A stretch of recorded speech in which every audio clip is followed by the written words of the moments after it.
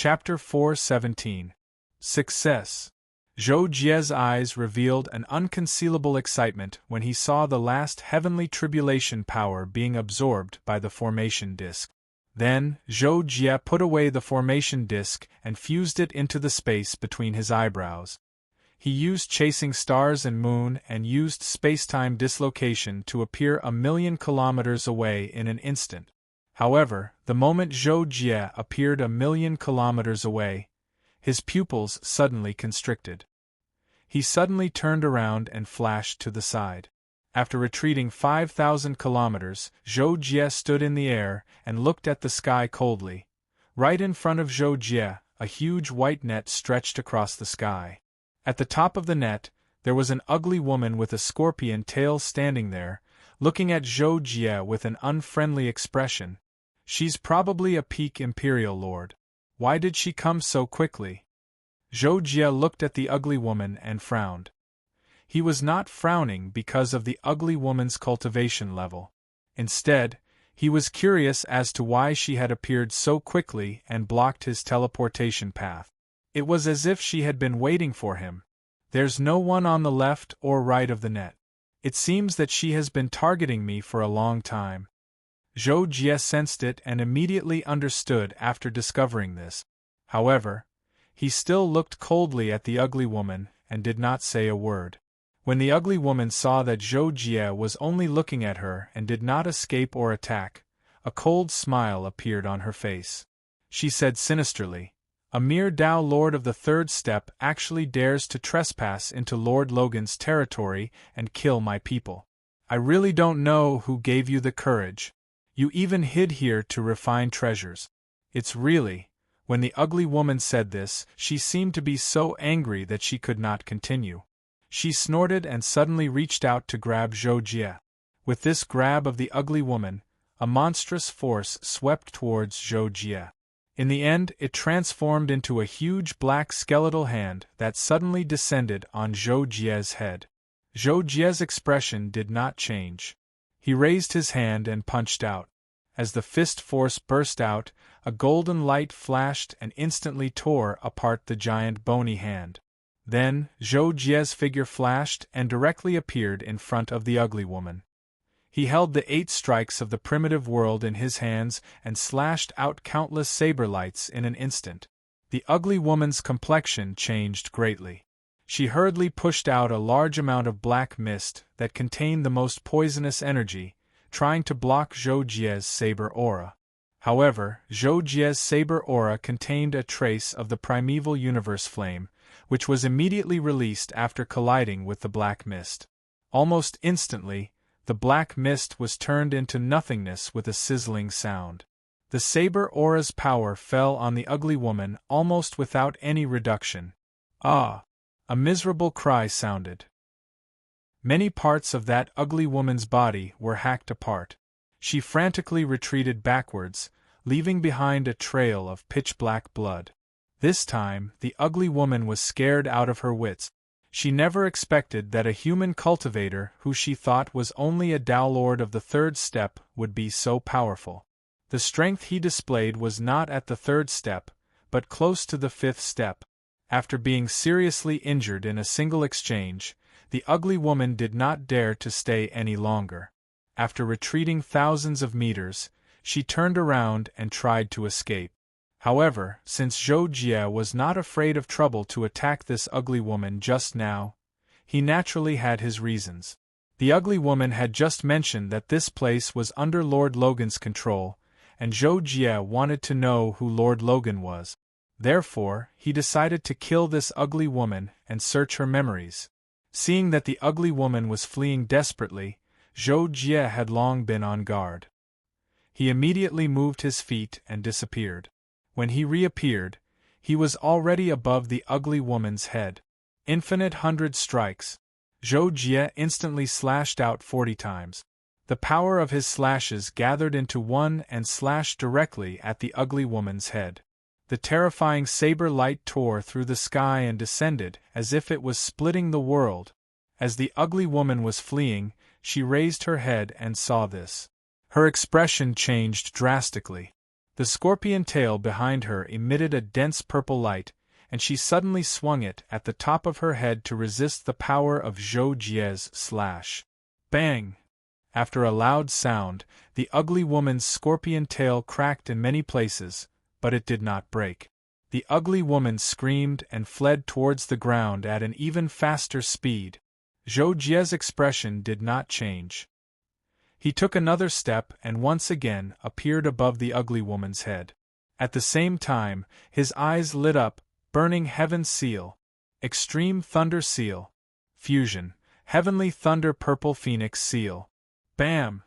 The moment the Heavenly Thunder Purple Phoenix Seal appeared, the world immediately changed color.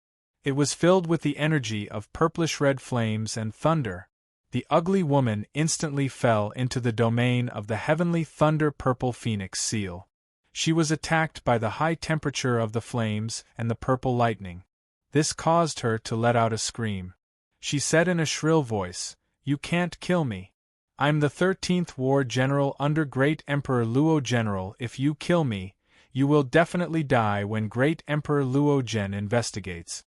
Zhou Jie heard the ugly woman shout, but he was unmoved. He immediately controlled the Heavenly Thunder Purple Phoenix Seal to suppress her, annihilating the ugly woman's shout in the storm-like thunder and fire. When facing Zhou Jie's Heavenly Thunder Purple Phoenix Seal, even though the ugly woman madly resisted and used all her abilities, most of her divine abilities were related to poison, and they just happened to be countered by the laws of lightning and fire. So, in the end, she was only able to resist for less than 2 breaths of time before she was obliterated by the laws of lightning and fire. Not even ashes remained.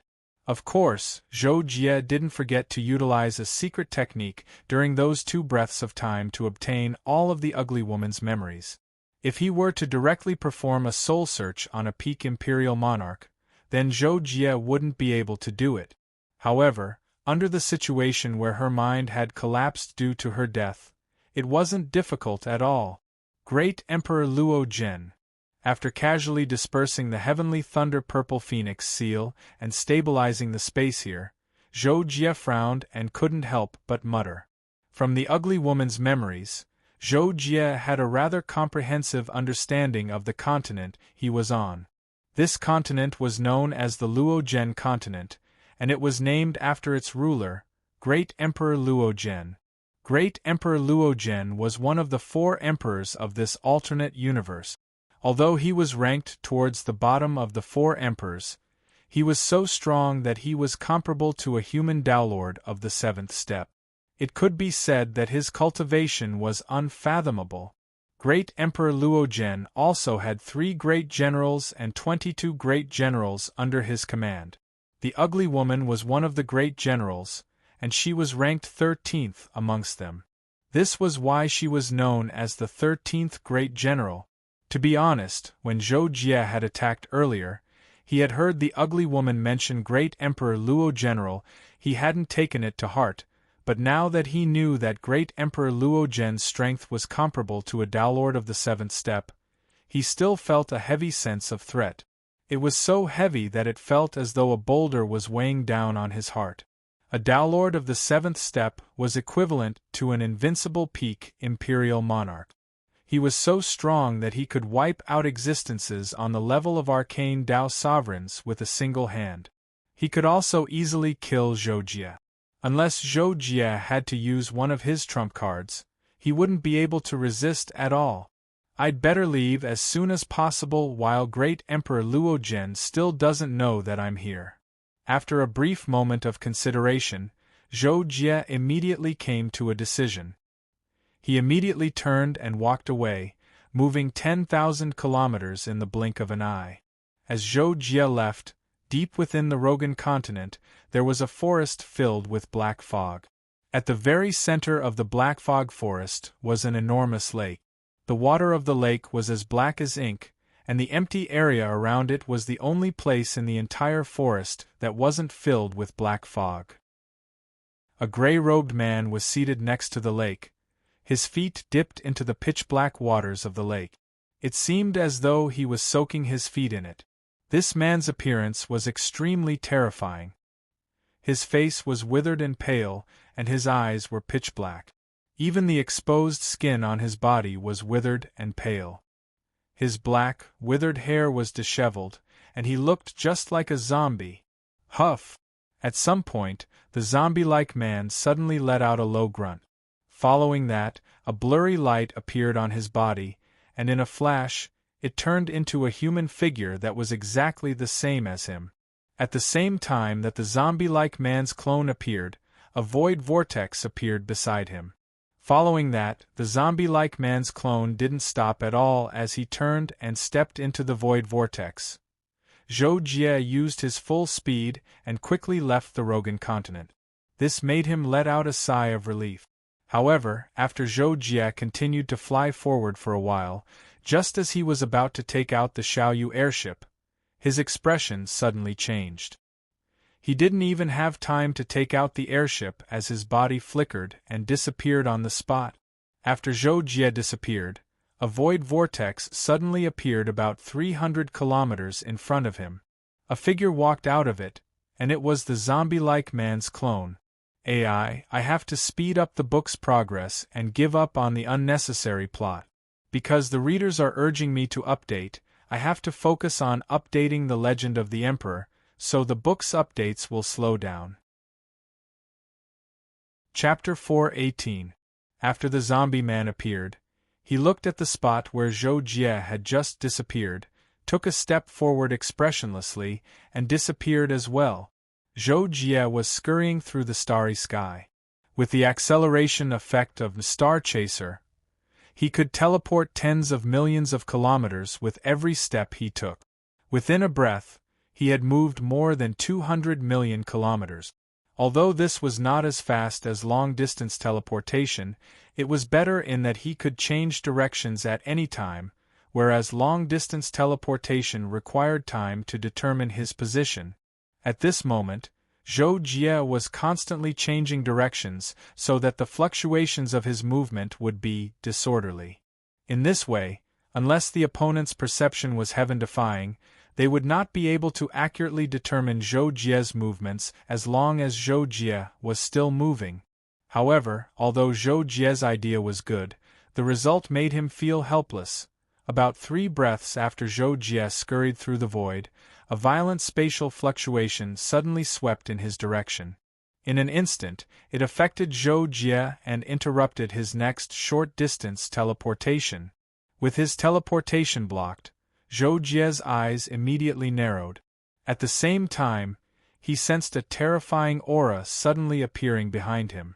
It was an extremely cold aura, far stronger than the aura of Honorable Xian Dao and Honorable Tai Hao that Zhou Jie had sensed before.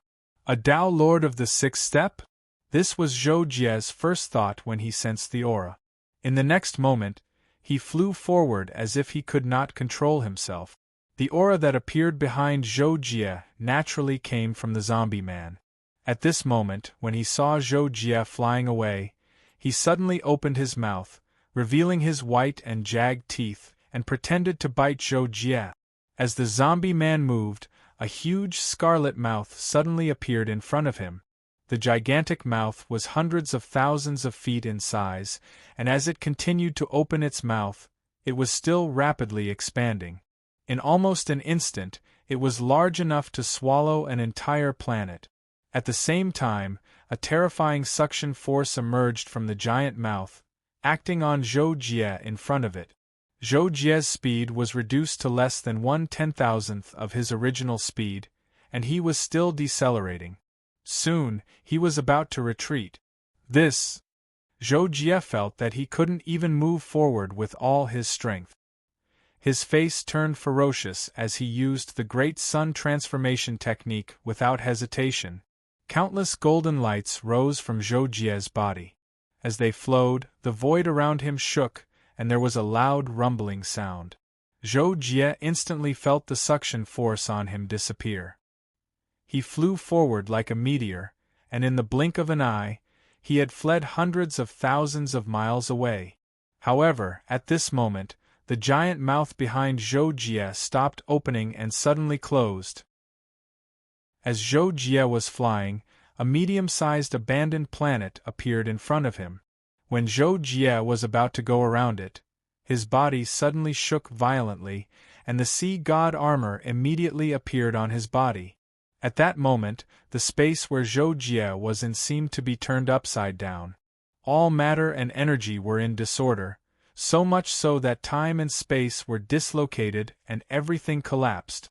The sea god's armor on Zhou Jie's body emitted a dazzling blue light under its automatic defense, but almost at the same time, it dimmed again.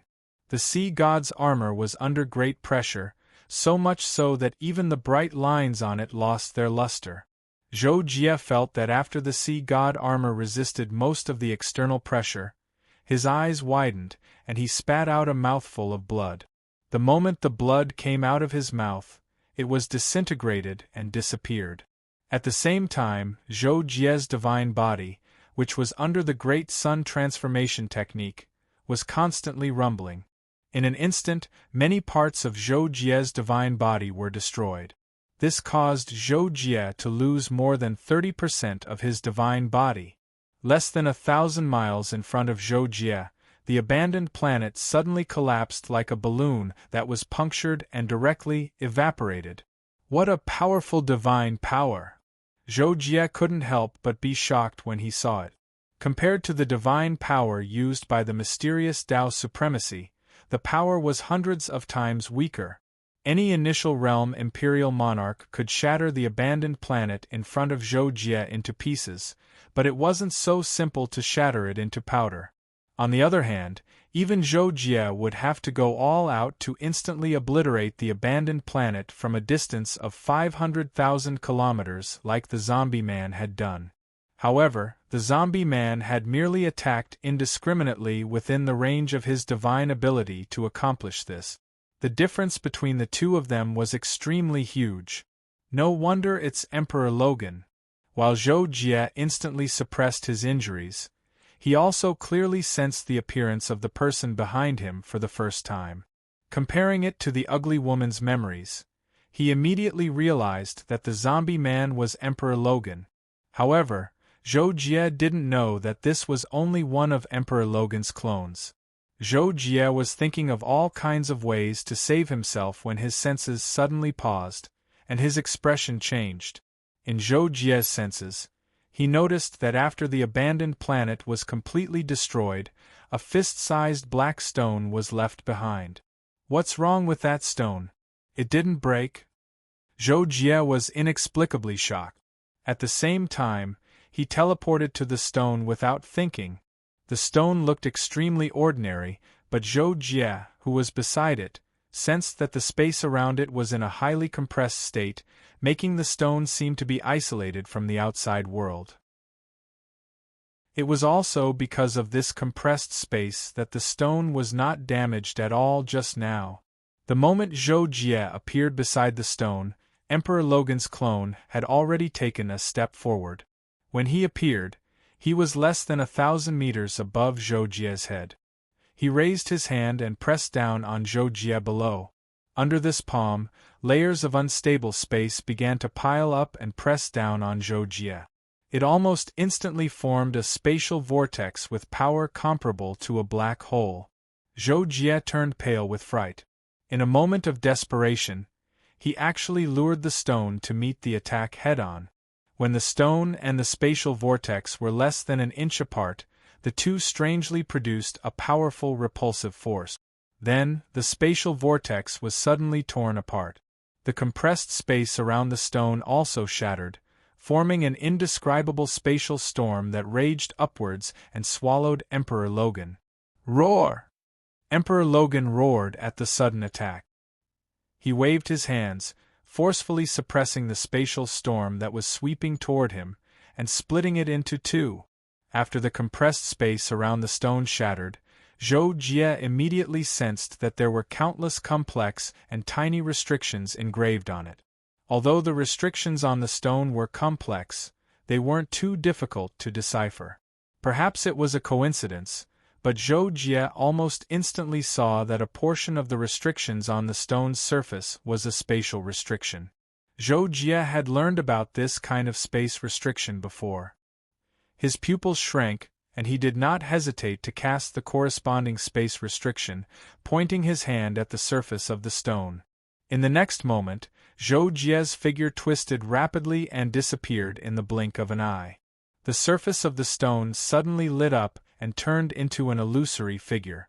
At this moment, Emperor Logan had just dealt with the spatial storm and looked down. Before he could even wonder why Zhou Jie had disappeared, his pure black pupils abruptly shrank. "How could it be you?" Emperor Logan spoke for the first time. He cried out in shock, as if he had encountered something inconceivable. At the same time, the illusory figure that appeared on the surface of the stone exuded a fake aura that even Emperor Luo Zhen's true body felt horrified. It said, "This stone belongs to this emperor. Anyone who touches it will die." Emperor Logan was bewildered for a moment when he heard the illusory human figure's words. However, he discovered that the aura emitted by the illusory human figure was just a mere appearance. It was formed by a trace of the power of laws. There was no energy within it. Even the illusory human figure was only an illusory human figure. It was not even a remnant thought. After saying that fixed sentence, it gradually dissipated. However, the shock in Emperor Logan's heart did not dissipate because of this. He looked at the black stone in fear. For a moment, hundreds of thoughts flashed through his mind, but not a single one of them was to touch the stone. All of this was because Emperor Logan recognized the human figure formed by the illusory human figure. The leader of the 4 otherworldly emperors had to greet him with a smile. The mysterious person who had struck fear into Emperor Logan's heart with just a glance. That stone actually belongs to him. Damn it. No matter what, I can't provoke him. Emperor Logan's face was gloomy. His mind turned at lightning speed, and he gave up on the idea of entering the stone to kill Zhou Jie. He carefully erased all traces of the scene and left. Chapter 419. Speaking of which, after Zhou Jie entered the stone, he discovered that there was a completely different world inside. Zhou Jie walked out of a 7-colored vortex and saw that the distant horizon was filled with 7 colors. There was also a great power of law stabilizing this world, which greatly restricted the destructive power that Zhou Jie could cause. Zhou Jie looked down and found that there was a void continent. It was only tens of millions of kilometers in size. Standing at the height of Zhou Jie, he could see the outline of the entire continent. Frowning slightly, Zhou Jie looked back and found that there were 7 colored ripples behind him, which seemed to be the barrier of this world. In other words, this world in the stone might only be as big as what Zhou Jie saw. Of course, he could not rule out the possibility that this was just a separate world of the world in the stone, but Zhou Jie intuitively felt that this was unlikely. After Zhou Jie pondered for a moment, he stepped sideways and threw a punch at the 7-colored barrier. However, he suffered a counterattack that exceeded the strength of his punch. He was caught off guard and let out a muffled groan. The space around him was directly torn apart. The reason why the space around Zhou Jie was torn apart was that Zhou Jie had subconsciously used the Staining 18 Falls secret technique. His divine body instantly exerted strength in many places to resist the counterforce of the barrier. Therefore, the space that came into contact with his divine body was torn apart many times. Looking at the 7-colored barrier, Zhou Jie's eyes flashed a few times. He did not try to destroy it again. Instead, he turned around again and looked at the distant void continent. Using a stone to seal a world and hiding an abandoned planet. There must be a great secret behind this. It must be related to the continent in this world. At the moment, my injuries have not healed, and Great Emperor Logan may be waiting outside, so I can't go out for the time being. I can only go to that continent to investigate. Zhou Jie thought to himself as he looked at the void continent. Zhou Jie stepped forward and his figure flickered. A few minutes later, he arrived at the edge of the void continent. After he descended to the ground, Zhou Jie frowned because he noticed that there was a strand of strange energy of the laws on this continent, and his senses were restricted to an extremely terrifying extent because of this. He was actually unable to extend his senses in a straight line for 50 kilometers, and if he extended his senses further, it would be extremely strenuous, and his senses would be blurry. To a cultivator who was used to sensing over a large area, the pain of having one's perception limited was similar to the extreme myopia of ordinary people who could not see their feet clearly when walking. That was why Zhou Jie could not help but frown. After confirming the limit of his sensing range, Zhou Jie took a few steps forward and moved over 1,000 meters in the blink of an eye. After adapting to the various restrictions on this continent, Zhou Jie did not stop and walked towards the center of the continent at 3 times the speed of sound. After walking for about an hour, Zhou Jie didn't see a single person or intelligent alien creature except for a few weak beasts that weren't even in the Star Lord level. However, just as Zhou Jie was gradually becoming impatient, his expression suddenly changed. He changed his direction and accelerated to the left. In almost the blink of an eye, he appeared 10 miles away. Zhou Jie appeared in front of a short mountain. The place was mostly empty, but there were a lot of scattered boulders near the mountain. Zhou Jie sensed 4 unusual life forces behind a boulder that was as tall as 3 people. The reason Zhou Jie said they were unusual was because he sensed the power of laws from the 4 life forms. This made it difficult to determine their cultivation bases. Judging from their energy levels, the 4 life forms were, on average, at the level of a 3-layer lord's domain. Zhou Jie stood there and thought for a moment. Suddenly, he sensed another life force from the mountain, but it was covered by a powerful formation and barely leaked out. Zhou Jie was stunned by such a situation. After thinking for a moment, he had a general idea. The people inside the mountain must have been trapped by the formation, and the 4 people outside must be the culprits, who were in charge of the formation to prevent the people inside the mountain from escaping. Normally, Zhou Jie would just pass by and not interfere with such things. After all, there were too many grudges in the world for him to care about.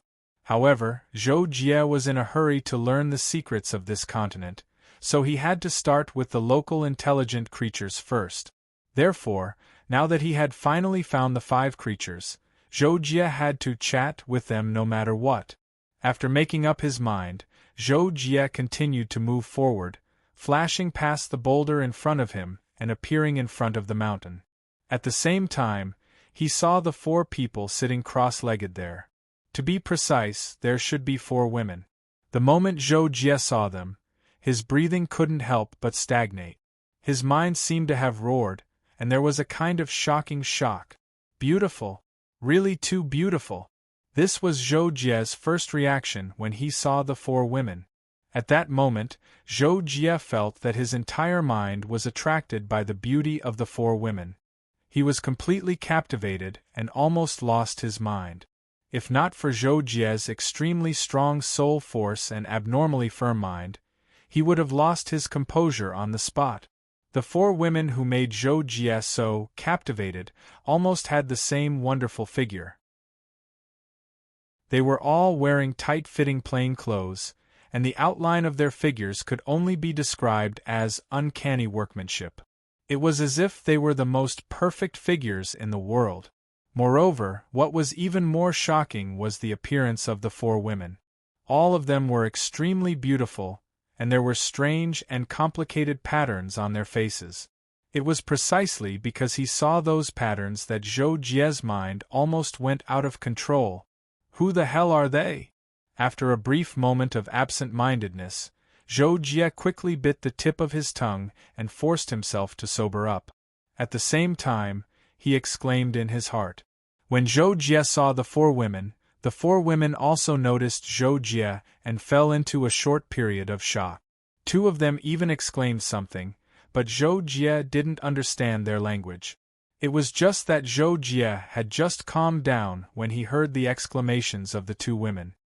His whole body trembled, and his expression changed greatly. The voices of the two women seemed to have the secret method of soul enchantment, which directly echoed in the depths of Zhou Jie's mind.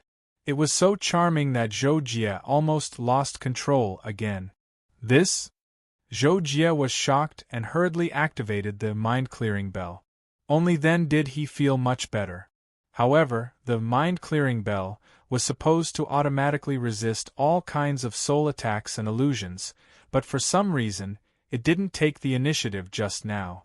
After suffering the inexplicable soul enchantment, Zhou Jie was already furious.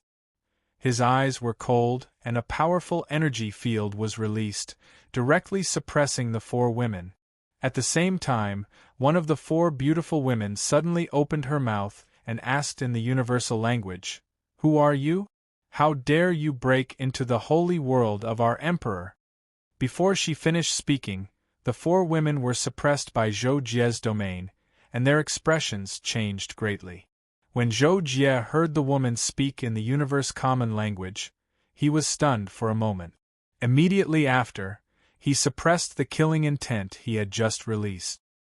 His eyes were like torches as he looked at the four beautiful women and asked, "Who are you people?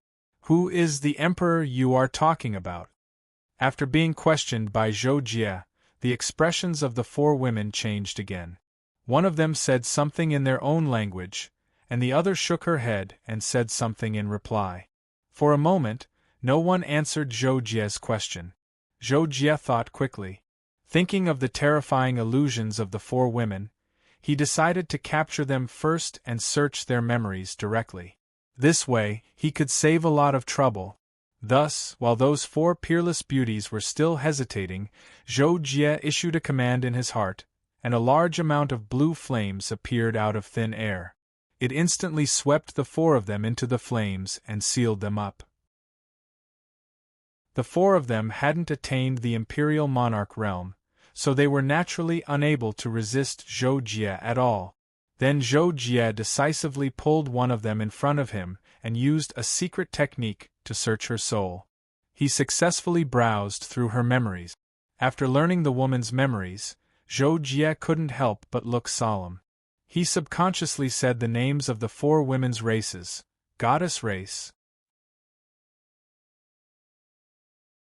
Chapter 420.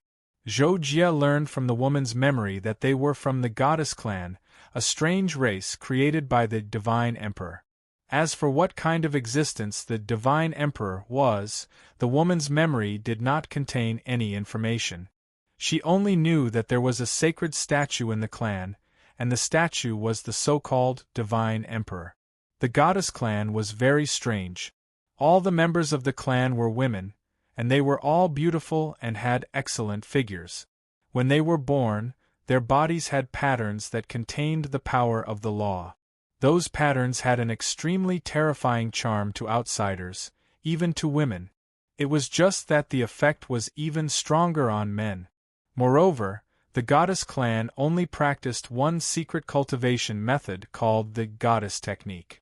The Goddess clan members who practiced this secret cultivation method could constantly strengthen the innate law patterns in their bodies and use them to perform a more powerful illusion technique. This illusion technique was extremely powerful. This could be seen from the fact that the four ordinary Goddess clan members had not even deliberately used their illusion technique to almost make Zhou Jie lose his composure. If it were not for Zhou Jie's preemptive strike, and did not give the four Goddess clan members time to perform the Goddess technique, it would not have been so easy for Zhou Jie to subdue them. In addition, Zhou Jie also learned two more important points from the woman's memory. First, the Goddess clan had a goddess in every generation who was equivalent to the patriarch and completely ruled the Goddess clan. However, it was unknown when the Goddess clan had lost their goddess. This situation had lasted for a long time. Now, because of an incident, all the members of the Goddess clan had come here. After a period of adaptation, the Goddess clan decided to re-elect a goddess, which led to a competition for the position of the goddess within the clan. Previously, Zhou Jie had sensed that there was another person's aura in the short peak. That person was the first qualified person in the competition for the position of the goddess, which meant that she was the most qualified person to become the goddess. However, because of this person was hated by another strong competitor for the position of the goddess. A month before the election, she set a trap and lured the first qualified person to the short peak, imprisoned her with a formation, and sent the 4 goddess clan members to guard her outside. This led to the situation that Zhou Jie saw when he came here. Second, the reason the goddess clan came to this world in the stone was that they met a person who called himself my emperor. This person's cultivation was extremely high, and he suppressed the goddess clan alone and forced them to come to this world in the stone. The woman's memory was unclear as to why, and Zhou Jie did not know either.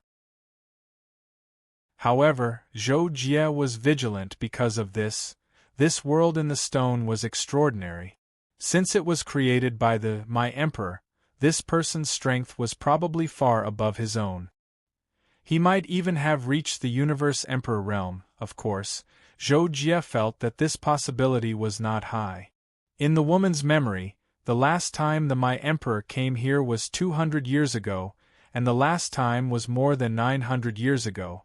It seems that the my emperor will not come to this world in the near future. Zhou Jie thought quickly, then turned his gaze to the entrance of the cave in the depths of the short peak. Zhou Jie looked at the entrance of the cave for a long time, then suddenly withdrew his gaze and muttered to himself, "The first qualified person to be the goddess, should I save her or not?" To be honest, Zhou Jie did not want to get involved in the matter of electing a new goddess within the goddess clan. However, he knew from the woman's memory that there were no other highly intelligent life forms on this continent other than the goddess clan. It could be said that this was a place that the my emperor specially used to confine the goddess clan. Since Zhou Jie could not go out in the near future, other than dealing with the goddess clan, the only thing left was to find a place to hide and cultivate. Originally, Zhou Jie was naturally more inclined to find a place to cultivate, but the curiosity in his heart, coupled with the fact that he knew about the existence of such a magical race like the goddess clan, inevitably made him want to explore the secrets of this place. However, Zhou Jie had not recovered from his injuries, so he really did not want to cause trouble. This caused him to fall into contradictory thoughts. After a long while, Zhou Jie considered that his arrival might have been noticed by the first qualified person to be the goddess clan. Therefore, he decided to smash the pot when it was broken, and get involved in this muddy water. After sealing the 4 members of the goddess clan in place, Zhou Jie came to the entrance of the cave deep in the short peak in a flash. There was a peripheral array near the entrance of the cave to prevent outsiders from entering, but its power could not stop Zhou Jie at all. As Zhou Jie stepped into the cave, the peripheral array was immediately overwhelmed and collapsed. Zhou Jie continued to walk into the depths of the cave unhurriedly. Wherever he passed by, the array would collapse immediately, without any time to release any power. When he walked into the cave, Zhou Jie activated the core array that trapped the first qualified person to be the goddess clan. Suddenly, countless red lights with terrible heat swept toward Zhou Jie, and the void made a chi-chi sound because of it. However, Zhou Jie's expression did not change in the face of the countless red lights. He did not move at all, but his left eye flashed and the red lights were all sucked into his left eye, leaving not a single trace behind. The core formation was almost destroyed by itself. With a shocking blue flame in his left eye, Zhou Jie continued to take a step forward. The earth trembled violently, and the core array collapsed completely. The remaining faint red light in the array disappeared instantly, revealing the beautiful woman inside. Zhou Jie's gaze swept over. Despite his previous experience, he was mentally prepared for this. However, when he saw the woman's eyes, he still felt his heart tremble. He actually had the urge to go crazy and rush up to lick the woman. However, this strong feeling only lasted for a moment in Zhou Jie's mind before it was interrupted by a cold chill. Zhou Jie had been prepared for this and activated the mind-cleansing bell subconsciously. Ha! With the help of the mind-cleansing bell, Zhou Jie forcibly shattered the dirty thoughts in his heart and let out a low roar. With this roar, the peerless beauty who was looking at Zhou Jie with countless complex pink lines in her eyes suddenly let out a muffled groan. She flew backwards and smashed into the mountain behind her, deeply embedding herself into it. The short mountain shook as if it was about to collapse. With a thought, Zhou Jie stabilized it. His eyes were like torches as he looked at the beautiful figure embedded in the mountain. Not only was there a cold light in his eyes, but there was also a trace of killing intent in them. If you dare to use the goddess' secret art again, don't blame me for killing you, Zhou Jie shouted sternly. At the same time, he raised his hand and grabbed the beautiful woman from the depths of the mountain and threw her not far in front of him. Hearing Zhou Jie's words, the beautiful woman quickly stood up and said, "You knows she was wrong. Please forgive me, Your Majesty." Hearing this, Zhou Jie's brow twitched slightly. Then, he recalled that the other party was originally from the Outer Realms, so it was only natural for her to call him Sovereign Lord instead of Tao Lord. So, he calmly looked at the beautiful woman. From the memories of the goddess race clansmen, Zhou Jie learned that this person was called Suyu. Looking at Suyu again, although the other party did not use the goddess secret art this time, Zhou Jie was still a little shocked. He was deeply amazed by the temptation of this woman. There were countless fine lines on her skin, and there was a strange power of law that was constantly emitting, affecting Zhou Jie's soul. Speaking of which, Zhou Jie was very curious about how he should describe the strange power of law that Su Yoyu emitted on her own. He even didn't know if he should call it a law, because logically speaking, this sort of power should not exist at all.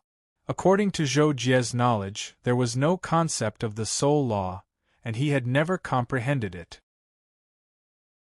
However, the strange power that directly affected the soul from the goddess clan member was something that Zhou Jie really had no other words to describe other than law. Zhou Jie thought for a moment and said resolutely, "Open your mind. I want to search your memories." Su Yu was stunned when she heard this. Even though she was extremely unwilling, she still lowered her head and replied softly, "Yes." The reason why Zhou Jie told Su Yu before he searched her soul was mainly because her cultivation had reached the early stage of the Imperial Monarch realm, and her soul force was extremely powerful. If she subconsciously resisted, then it would probably not be easy for Zhou Jie to search her soul. Even if the forceful search succeeded, it might harm Su Yuyu's soul origin. After obtaining Su Yuyu's permission, Zhou Jie directly carried out the soul search. But a few seconds later, Zhou Jie frowned. There's actually a seal. Chapter 421. When Zhou Jie searched Su Yuyu's memories, he discovered that some of her memories had been sealed by someone using soul force, making it impossible for him to pry into them. After trying to break the seal on Su Yuyu's memories, Zhou Jie chose to give up. This was because he discovered that the method used to seal Su Yuyu's memories was extremely brilliant. It was not something he could break. Feeling Zhou Jie's soul force withdraw from her soul realm, Su Yuyu panicked and looked at Zhou Jie. When Zhou Jie met her gaze, he immediately frowned and looked away. It was still the same sentence. Although Su Yu did not use the goddess' secret art, the strange and charming power of the law in her eyes was even stronger than her skin. Zhou Jie was really intimidated, and did not dare to look at her anymore. After lowering his head and thinking for a moment, Zhou Jie raised his hand and pointed at Su Yu. Immediately, an illusory curtain of fire enveloped her and blocked the law of charm in her body. When Zhou Jie looked at her again, it was as if he was looking at an ordinary peerless beauty. Other than pleasing to the eye, all other distracting thoughts could be easily suppressed. After doing this, Zhou Jie secretly breathed a sigh of relief and asked, "Who sealed your memories? My emperor?" Hearing this, Su Yu hesitated for a moment before quickly nodding and saying, It was Her Majesty. Your Majesty, is there any relationship between you and Her Majesty? When Zhou Jie heard this, his eyes turned slightly cold. He did not answer. Instead, he thought for a moment and asked, "Is there a way to contact Her Majesty in your race?" No. Su Yu seemed to be frightened by Zhou Jie's gaze. She immediately avoided Zhou Jie's gaze and nodded. Zhou Jie did not doubt Su Yu's answer too much. From the memories he obtained, he understood that Su Yu could be said to be a very pure person. The lifespan of the goddess clan was very special. It was different from that of humans and had no absolute relationship with cultivation. According to the average lifespan of the goddess clan, Su Yu was like a human baby less than a week old. Her real age was no more than 300 years old. Speaking of this, Zhou Jie had to mention something that he learned from the memories of the goddess clan. Su Yu and the other person competing for the position of goddess were born in the same month. The birth method of the goddess clan was very special. It was a fusion of many types of blood in the body of a goddess clan to form an embryo.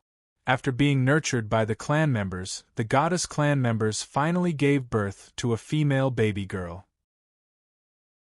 With Zhou Jie's intelligence, although the memories of the goddess clan members did not have any specific information about the nurturing process of Su Yu and Ji Qianfei, he still guessed that Su Yu and the other competitor for the position of goddess, Ji Qianfei, were deliberately nurtured by the goddess clan by Her Majesty. This also explained why the two of them had outstanding talent and why only the two of them were qualified to compete for the position of goddess. After Su Yu and Ji Qianfei were born, the starting point of their cultivation was something that most people in the goddess clan could not reach, and it was even more so in terms of the strange power of laws in their bodies. Because of this, Zhou Jie faintly had a guess, and it was that the emperor's goal might be to foster a goddess, and then obtain something from the goddess or simply use her as a cauldron to cultivate. However, all of this was just Zhou Jie's guess. With his caution, he would not jump to a conclusion so easily, so after thinking for a short while, he said to Su Yu, "Come with me to your clan." Zhou Jie's words caused Su Yu to be stunned, but soon after, she revealed a happy expression, and then her happy expression dimmed again. In the end, she gritted her teeth, nodded, and said with a lowered eyebrows, "Yes, Your Majesty." Zhou Jie saw the complicated expression on Su Yu's face before she answered, but he did not say anything. He immediately held Su Yu's hand and flew out of the cave. After taking the 4 goddess clan members outside the cave with him, he rushed to the residence of the goddess clan. 2 days later, Zhou Jie arrived at the residence of the goddess clan. It was a canyon, but there were dense rattan trees inside. The houses of the goddess clan were all made of rattan trees. Zhou Jie led Su Yu's group of 5 straight into the canyon. Naturally, they quickly attracted the attention of the goddess clan members. Zhou Jie flew in the air, waiting for the elders of the goddess clan to come forward and talk to him. Soon, more than 200 goddess clan members appeared and surrounded Zhou Jie. Then, 4 charming middle-aged women walked up to Zhou Jie. One of them, a woman in white with long silver hair and a hot figure, raised her head and ignored Zhou Jie. Instead, she asked Su Yu, "Little Yu, where have you been these days? What's going on? Who is this person?" Zhou Jie didn't get angry at all. He glanced at Su Yu and indicated that she could speak. So, Su Yu answered the silver-haired woman, "Elder Bai, I don't know the origins of this Lord Imperial Monarch. I was deceived by Big Sister Qianfei and was trapped outside. Fortunately, I encountered the Lord Imperial Monarch and was able to return to the clan today." As soon as Su Yu finished speaking, the expressions of Elder Bai and the others changed.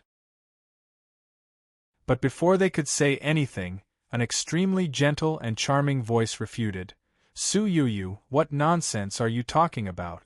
When did I deceive you? I didn't know you were trapped outside." Zhou Jie looked towards the source of the voice and saw a beautiful woman with long white hair glaring at Su Yu with a trace of anger. The moment he saw the white-haired woman, Zhou Jie's heart trembled uncontrollably once again, and he was almost soul-sucked by Ji Qianfei's pink eyes. Fortunately, Zhou Jie had already learned a lesson from Suyu. He immediately closed his eyes and cut off his senses. After adjusting his state of mind, he opened his eyes again, and the coldness in his eyes became even more intense. In the next second, Zhou Jie seemed to have made up his mind. With a cold snort, his eyes lit up. Blue flames lit up the sky in his left eye, and lightning flashed in his right eye. The terrifying power of the laws of lightning and fire swept out, forming lightning and fire chains that bound all the goddess clansmen present. With a thought from Zhou Jie, the lightning and fire chains turned into a layer of film that covered the surface of the skin of all the goddess clansmen before disappearing. However, in this way, all the goddess clansmen would not be able to easily use the goddess art, and the law of charm that they could naturally display would not be able to leak out. After doing all this, Zhou Jie looked at the four elders whose beautiful faces had turned pale and said in a deep voice, "What is the purpose of the Emperor's order for you to come here? Tell me." Zhou Jie's question caused the expressions of the four elders to change at the same time, and they all looked somewhat at a loss. However, under Zhou Jie's forceful gaze, the silver-haired elder still replied, "His Majesty wishes for our clan to choose a goddess to be his maid." The silver-haired elder almost gritted his teeth as he said the last few words. Zhou Jie's eyes flashed when he heard this. He secretly thought that this matter was as he had expected. Then, the existence of this world would not have so many secrets in it. After pondering for a long time, Zhou Jie was a little embarrassed. The matter of the goddess clan had nothing to do with him, so he didn't need to get involved at all. Instead, he could find a place to hide, recover his injuries, and cultivate, then find a way to leave. But at this point, Zhou Jie always felt that if he didn't get something from it, he would feel a little empty in his heart. However, what could he get? Zhou Jie couldn't think of it at the moment. Since the Emperor wanted to cultivate a goddess, it was obvious that the goddess had her own uniqueness that was enough to move the Emperor's heart. If Zhou Jie wanted to take something away, the best choice was naturally to take away the goddess. However, what made Zhou Jie very embarrassed was that the goddess was a living person, and she was also a natural furnace. Zhou Jie's heart was with Ling Shuer. Even if she was dead, he would never do anything equivalent to betraying her. Therefore, Zhou Jie didn't want to think about taking away the goddess. While Zhou Jie was thinking, all the members of the goddess clan looked at him with a trace of panic. Most of them had felt the feeling of their life and death being controlled by others not long ago. At that time, it was because of the Emperor. It was because of the Emperor that they had to cultivate Su Yuyu and Ji Qianfei with the power of the whole clan, and let one of them become a goddess, and finally become the Emperor's slave. That's right, Elder Bai and Zhou Jie said that she was a maid, but it was just a euphemism. The Emperor's real intention was to let the goddess clan cultivate a goddess as his slave and be at his mercy. This was the sorrow of the goddess clan, a sorrow that had existed since the fall of the God Emperor. Chapter 422. After thinking about all this, Zhou Jie looked at Elder Bai again and asked, "Do you know the exact origin of the goddess clan?" Elder Bai clearly didn't expect Zhou Jie's questions to be so strange. He was stunned for a moment before he opened his mouth and replied, "I only know that my clan was created by His Majesty. I don't know anything else." Hearing this answer, Zhou Jie was silent for a moment and then said, "You can leave. I will stay in your clan for a while. Don't disturb me if there's nothing important." After saying this, Zhou Jie did not even pay attention to any of the goddess clansmen. He took a step forward and disappeared into thin air. Zhou Jie found a place deep in the forest of the goddess clan, created a mud house with a thought and walked in. After sitting down cross-legged, Zhou Jie first thought about his future plans and finally decided to leave after treating his injuries. As for the goddess clansmen, he did not plan to take any of them with him. In fact, before coming to the goddess clan, Zhou Jie still had the idea of taking away some treasures of the goddess clan. However, he later found that there was nothing valuable in the goddess clan other than the Divine Emperor's statue. As for the Divine Emperor's statue, Zhou Jie had passed by and investigated it before finding a place to stay. He found that other than some powerful laws as protection, there was nothing useful about it. Moreover, the Divine Emperor's statue was a sacred object of the goddess clan. As such, Zhou Jie could not possibly have any ideas about the Divine Emperor's statue. After eliminating all distracting thoughts, Zhou Jie began to meditate and cultivate, making the best use of his time to heal his injuries. After Zhou Jie entered the state of healing and cultivation, he did not care about the passage of time. 3 days passed in a row, and he did not move at all. Only a huge amount of cosmic energy was constantly being gathered and absorbed by him. However, under Zhou Jie's deliberate control, the process of absorbing cosmic energy was almost silent. The light source of the world in the stone came from the world barrier, so there was no distinction between day and night on the continent. However, there were thick clouds above the continent. When the clouds passed over a certain place on the continent, the corresponding continent would become very dark, just like the evening on an ordinary planet. On this day, clouds happened to pass over the sky of the goddess clan, and the entire canyon forest where the goddess clan was located fell into darkness. Zhou Jie sensed it, but he naturally ignored it. But not long after, Zhou Jie suddenly opened his eyes. He frowned slightly and looked at the door of the stone house that didn't have a door. "Your Majesty, the goddess candidate of the goddess race, Ji Qianfei, requests an audience." An extremely gentle voice sounded from outside the room. Zhou Jie immediately thought of Ji Qianfei's soul-stirring appearance and figure, but this only made him frown even more. "What do you want?" Zhou Jie hesitated for a second before asking, tacitly agreeing to Ji Qianfei's request. Ji Qianfei took a few steps forward and appeared at the door. Seeing Zhou Jie, she shyly raised her foot and was about to enter. "Stop! If you have something to say, say it," Zhou Jie suddenly said coldly, and Ji Qianfei couldn't help but put her foot back down. Zhou Jie didn't look up at Ji Qianfei, but his perception still subconsciously swept over her. Even though the power of laws contained in her body had been sealed by Zhou Jie, her appearance and figure were still alluring.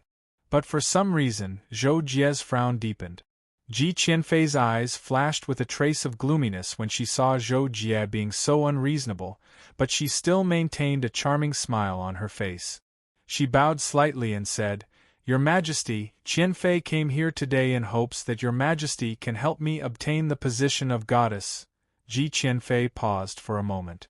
Seeing that Zhou Jie didn't say anything, she couldn't help but feel a little embarrassed, but she still continued, "As long as Your Majesty helps me obtain the position of goddess, I'm willing to offer all of my extreme Yin energy to Your Majesty and help Your Majesty's cultivation progress." Extreme Yin energy? Zhou Jie couldn't help but murmur when he heard this term. Seeing that Zhou Jie seemed to be interested, Ji Qianfei's eyes flashed with joy and she hurriedly said, "My goddess clan cultivates the goddess art and accumulates Yin energy in our body. This is the power of laws passed down through our bloodline. When our goddess is born, all of the Yin energy in her body will converge into extreme Yin energy. I heard from the elders that this energy is extremely powerful. Even with Your Majesty's cultivation, if you can obtain this extreme Yin energy, you'll definitely be able to make a breakthrough in your cultivation and even reconstruct your divine body and soul, changing your talent." When he heard up to here, Zhou Jie couldn't help but be shocked by how miraculous extreme Yin energy was. At the same time, he could be considered to have completely understood why the emperor had fostered a goddess as a maidservant. Besides extreme Yin energy, there was probably nothing else in the goddess clan that was worth a perfection stage imperial monarch going to such great lengths. However, Zhou Jie had doubts about the goddess at this point, so he immediately asked, "You came to ask me to help you become the goddess, so why did Su Yuyu and you both become candidates, but in the end, Su Yuyu became the first qualified person? Also, if one of you two becomes the goddess, what will happen to the other?" When she heard Zhou Jie's two questions, Ji Qianfei's expression changed slightly, but she quickly gritted her teeth and said with a miserable expression, "When that bitch Su Yu and I were just born, we competed for the bloodline power of our clan in the birth pool. At that time, I won and possessed a denser bloodline power. This should have determined that I would be the goddess in the end, but I never expected that for some reason, that bitch Su Yu's bloodline awakened, and the quality of her bloodline far surpassed mine, thus making up for the difference in bloodline density between us. Originally, this wasn't a big deal. I cultivated diligently, and my bloodline talent surpassed that bitch's in the early days, so even now, my cultivation of the goddess battle technique is still superior to hers. However, when the day of the goddess's birth approached, the elders of the clan decided to choose that bitch because her bloodline quality was higher. Once she was chosen to become the goddess, then my bloodline power would be taken by her to make her the supreme goddess. But I've been more outstanding than that bitch since I was young, and I've also put in more effort in cultivation than her. Why should I be destroyed just because her bloodline quality is higher? Lord Monarch, when I become the goddess, I definitely won't be inferior to her. When the time comes, I'm willing to give my first extreme Yin energy to Lord Monarch without reservation. After that, I'll be able to produce an endless amount of extreme Yin energy. Lord Monarch, you can take me anywhere you want. I'm willing to follow Lord Monarch." The more Ji Qianfei spoke, the more agitated she became. However, at this moment, Zhou Jie interrupted her. "Enough!" Ji Qianfei was obviously stunned by Zhou Jie's interruption. Then, she called out in a questioning tone, "My lord." When Zhou Jie heard Ji Qianfei calling out to him, it was obvious that she was asking for his answer. Zhou Jie's mind raced, but in the end, he remained silent for a long time before he said, "I won't interfere with your clan's affairs. Please leave." After that, Zhou Jie didn't wait for Ji Qianfei to ask for anything else. He waved his hand and sent Ji Qianfei 1,000 meters away. Again, Zhou Jie's heart belonged to someone, so there was no way he would do anything that was equivalent to betraying Ling Shui. As for Ji Qianfei's request to offer her extreme Yin energy, Zhou Jie would probably have to do something indescribable. Of course, he wouldn't consider it, so naturally, he wouldn't take Ji Qianfei away. "I just came here by accident and discovered the secret of this place. If I can leave now, I might not provoke the Emperor. However, if I touch the goddess's people and he finds out before I leave the sealed realm, then I'll be in big trouble." That was exactly what Zhou Jie was thinking. He maintained his original plan and cleared his mind of distracting thoughts before he meditated again. However, less than a day later, another uninvited guest came to visit. "Your Majesty, Yoyu has something to ask of you." Zhou Jie was silent. He already knew that the person outside the room was Su Yuyu and guessed that her purpose was similar to Ji Qianfei's. After a moment of silence he said, "If you're here for the goddess, then please leave. I won't interfere with your clan's affairs." As soon as Zhou Jie finished speaking, Su Yuyu's anxious voice came from outside the room. "No, Your Majesty, Yuyu isn't here for the goddess. I think Sister Qianfei has already come to see you. Yuyu has another request that concerns the fate of my clan." Su Yuyu's words made Zhou Jie's heart skip a beat. When the word fate fell into his ears, it seemed to wake him up. Zhou Jie's eyes suddenly lit up and his gaze sharpened. Chapter 423. Come in and tell me. Zhou Jie pondered for a moment before finally speaking. As soon as Zhou Jie finished speaking, Su Yuyu appeared at the door. She still had that lovely and moving appearance, but there was a trace of determination in her eyes. Zhou Jie glanced at her and then lowered his head to look at the ground. He said, "Tell me, how does it affect the fate of your race?" The reason why Zhou Jie asked Su Yuyu to come in was because when she spoke about the fate of her race, Zhou Jie associated it with the sorrow of the goddess race, so he felt compassion. In fact, although Zhou Jie wanted to help the goddess race leave this realm, Zhou Jie didn't make up his mind due to the power of the emperor. After entering the room, Su Yuyu actually knelt down on both knees. "My lord, Su Yuyu begs you to take my race to a safe place. In exchange, Su Yuyu is willing to follow my lord and do everything for my lord." Zhou Jie frowned when he heard this.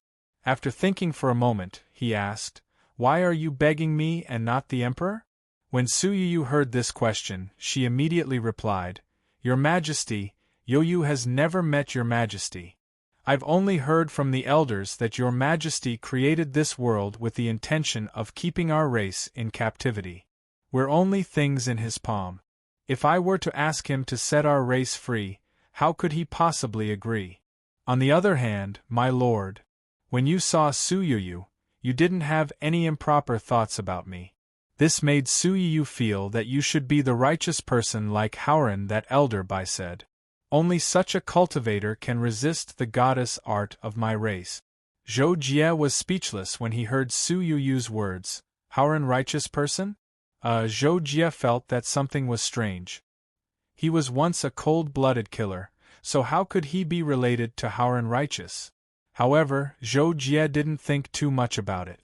After pondering for a moment, he said, "If possible, I will lead your clan away from this place and send all of you to a safe place. However, I haven't made up my mind yet. You should return first."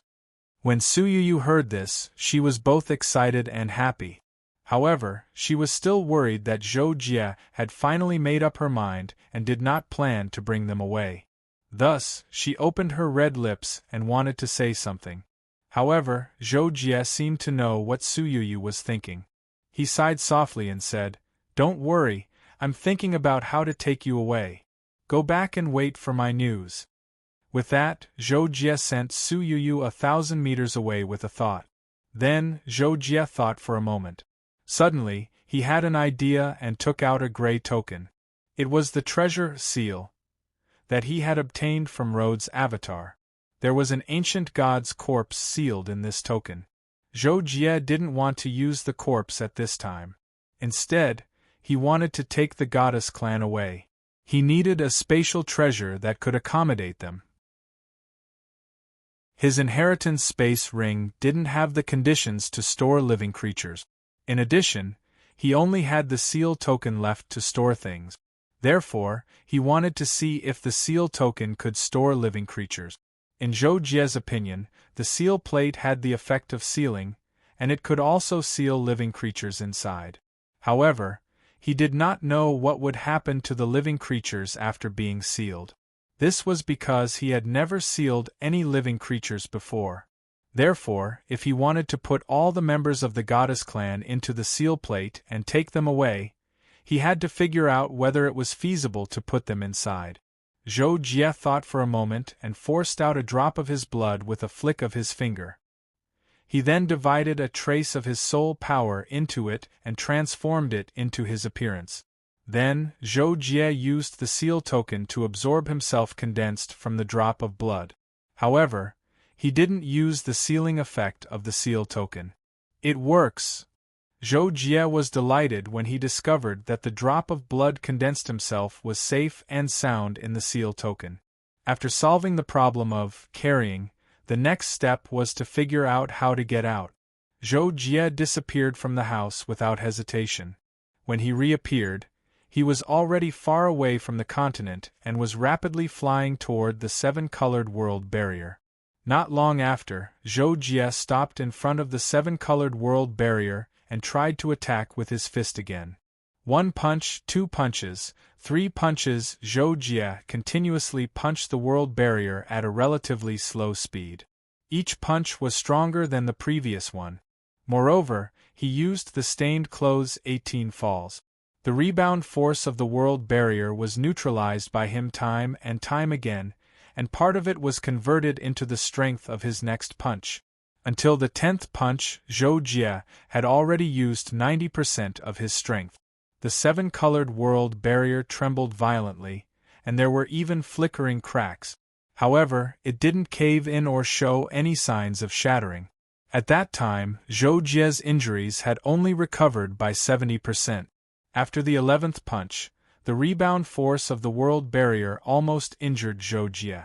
Zhou Jie stopped the 12th punch and returned to the stone house he made. I estimate that I'll need the strength of the 15th punch to completely break the world barrier. At that time, I'll still have to endure the rebound force. In my current state, it's not easy to break the world barrier. I'd better take the time to recover from my injuries and try again later. After making up his mind, Zhou Jie closed his eyes and meditated again. In the depths of the other world, the Azure Star Sea. The Azure Star Sea was the territory of the head of the 4 emperors of the otherworld, the poisonous Dragon Emperor. It wasn't a starry sky, but a real sea. However, its sea water was a mixture of endless venom and countless interstellar dust. Those who could live in it were some extremely powerful beasts. In the depths of the Azure Star Sea, there was a huge oval-shaped sphere called the Poison Castle. It looked like a planet, but it was made up of a large amount of poisonous substances. From afar, its surface was riddled with holes. If one looked closely, one would find that those holes were huge passages that led all the way to the depths of the Poison Castle. In a room in the depths of the Poison Castle, a cold young man with long white hair was sitting cross-legged with his eyes closed. 7 balls of energy of different colors were floating around him. Each ball exuded a pressure that was enough to make an invincible emperor in the consummate realm pale. At some point, the white-haired young man suddenly opened his eyes. His eyes were like torches as he looked to the front left, as if he saw a scene far away, the goddess realm. The white-haired young man was about to move when he suddenly frowned and said, "The fluctuation has stopped. Is it done by the goddess clan? But how could they have such cultivation to be able to shake the barrier I set up?" The white-haired young man naturally couldn't figure out the reason, but since there was a problem in the goddess realm, he decided to go and see what was going on. So, the white-haired young man got up and left a voice message before he took a step out and disappeared. In a hall in the depths of the Poison Castle, the poisonous Dragon Emperor was having sex with his concubine. At the critical moment, his expression suddenly changed, and his cheerful expression froze. In his ears, the voice of the white-haired young man sounded, "I'm going out for a private matter." Then the voice of the white-haired young man dissipated. The poisonous Dragon Emperor secretly breathed a sigh of relief and said, "This fiend is finally gone. Unfortunately, he has to come back." The second day after Zhou Jie tried to break the barrier, after making the best use of time to heal, Zhou Jie had recovered more than 90%. He was just a little bit away from returning to his peak. And this little bit had no effect on his strength. At this point, Zhou Jie opened his eyes and stopped focusing on healing because the remaining injuries were negligible. It was like an ordinary person scratching his skin. If he didn't pay attention to it, he would naturally recover quickly. With a step, Zhou Jie disappeared from the stone house. The stone house collapsed and returned to the ground as if it had never been there. Zhou Jie appeared in an open space in the middle of the Goddess Clan's canyon. With a thought, he summoned all the Goddess Clan's people. Not long after, all the Goddess Clan's people appeared and surrounded Zhou Jie. But except for Su Yuyu and a few others, almost everyone had a trace of fear on their faces. After glancing around, Zhou Jie said, "My name is Zhou Jie. Today, I am here at the request of your clan to take all of you out of this world. Don't worry, I will send you to a safe place. After that, I will leave and will not do anything to your clan." After Zhou Jie finished speaking, the Goddess Clan's people suddenly showed a look of shock. Some of them even opened their mouths wide in disbelief. Su Yuyu's face showed an excited expression. The expectation in her eyes was revealed without hiding. Ji Qianfei noticed this at the first moment. Suddenly, a trace of haze flashed in her eyes. She looked at Su Yuyu with hatred. Then, she looked up at Zhou Jie. An unknown light flashed in her eyes. However, at this moment, a dazzling seven-colored light suddenly flashed in the distant sky. A white-haired figure stepped out from it. At the same time, a rumbling sound resounded through the world. "Outsider, how dare you break into this emperor's realm?" Zhou Jie's expression changed drastically. He said in horror, "Emperor?" Chapter 424. Zhou Jie was shocked, but he didn't have time to think. He immediately took out the seal plate and tried to take all the goddess clan members into it. Don't resist. However, before Zhou Jie could take half of it, the white-haired young man in the distant sky had already arrived less than a kilometer away from him. He snorted angrily, "You're courting death." The white-haired young man, who was our emperor, didn't make any move to attack. However, the seal plate in Zhou Jie's hand was shaken out of Zhou Jie's hand as if it had been struck by lightning. At the same time, Zhou Jie was forced to take 2 steps back in the air. Zhou Jie's expression changed drastically. He hurriedly moved to the side and snatched back the seal plate. He was afraid that our emperor would snatch the seal plate away, so he could only hurriedly press it between his eyebrows. However, Su Yuyu and Ji Qianfei were not among the goddess clan members who had just been sealed. Seeing that Zhou Jie had taken away half of the goddess clan members, our emperor was naturally furious. He immediately approached Zhou Jie and struck out with his palm. A crimson-red light illuminated the world, turning the entire goddess realm into a land of burning flames. In an instant, Zhou Jie felt a great power descending from the heavens and earth. It squeezed him from all directions, making him feel so uncomfortable that he wanted to vomit blood. Under this terrifying pressure, Zhou Jie's eyes glowed red. The burning heaven seal in his left eye rumbled out, instantly offsetting the pressure around him. At the same time, it caused the red flames of our emperor to transform into blue flames for Zhou Jie's use. Although our emperor and Zhou Jie's attacks were powerful, they deliberately controlled it so that it didn't affect the goddess clan members below. At this moment, Zhou Jie and our emperor tacitly attacked at the same time, intending to take away the remaining half of the goddess clan members. As a result, both of them stretched out their hands and scooped downwards. The energy controlled by both sides collided with each other.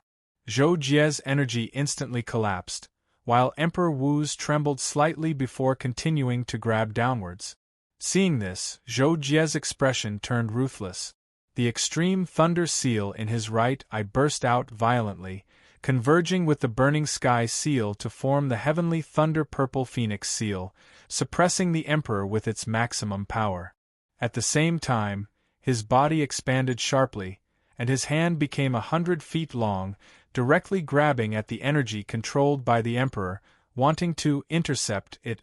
The emperor didn't expect Zhou Jie to be so bold. However, facing Zhou Jie's heavenly thunder purple phoenix seal, he only stretched out a finger and shot out an orange beam of light. When the beam of light collided with the heavenly thunder purple phoenix seal, it immediately exploded. The orange light's power didn't decrease at all and continued to move towards Zhou Jie. Zhou Jie was already prepared. Just now, he had only used the heavenly thunder purple phoenix seal to interfere.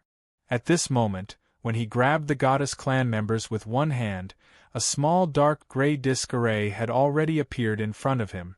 The moment the orange light shot over, the dark gray disc array suddenly shattered the void and erupted with a terrifying power that shook the heavens and the earth. Endless blue-gold flames and purple-red thunderbolts surged out as if they had exploded.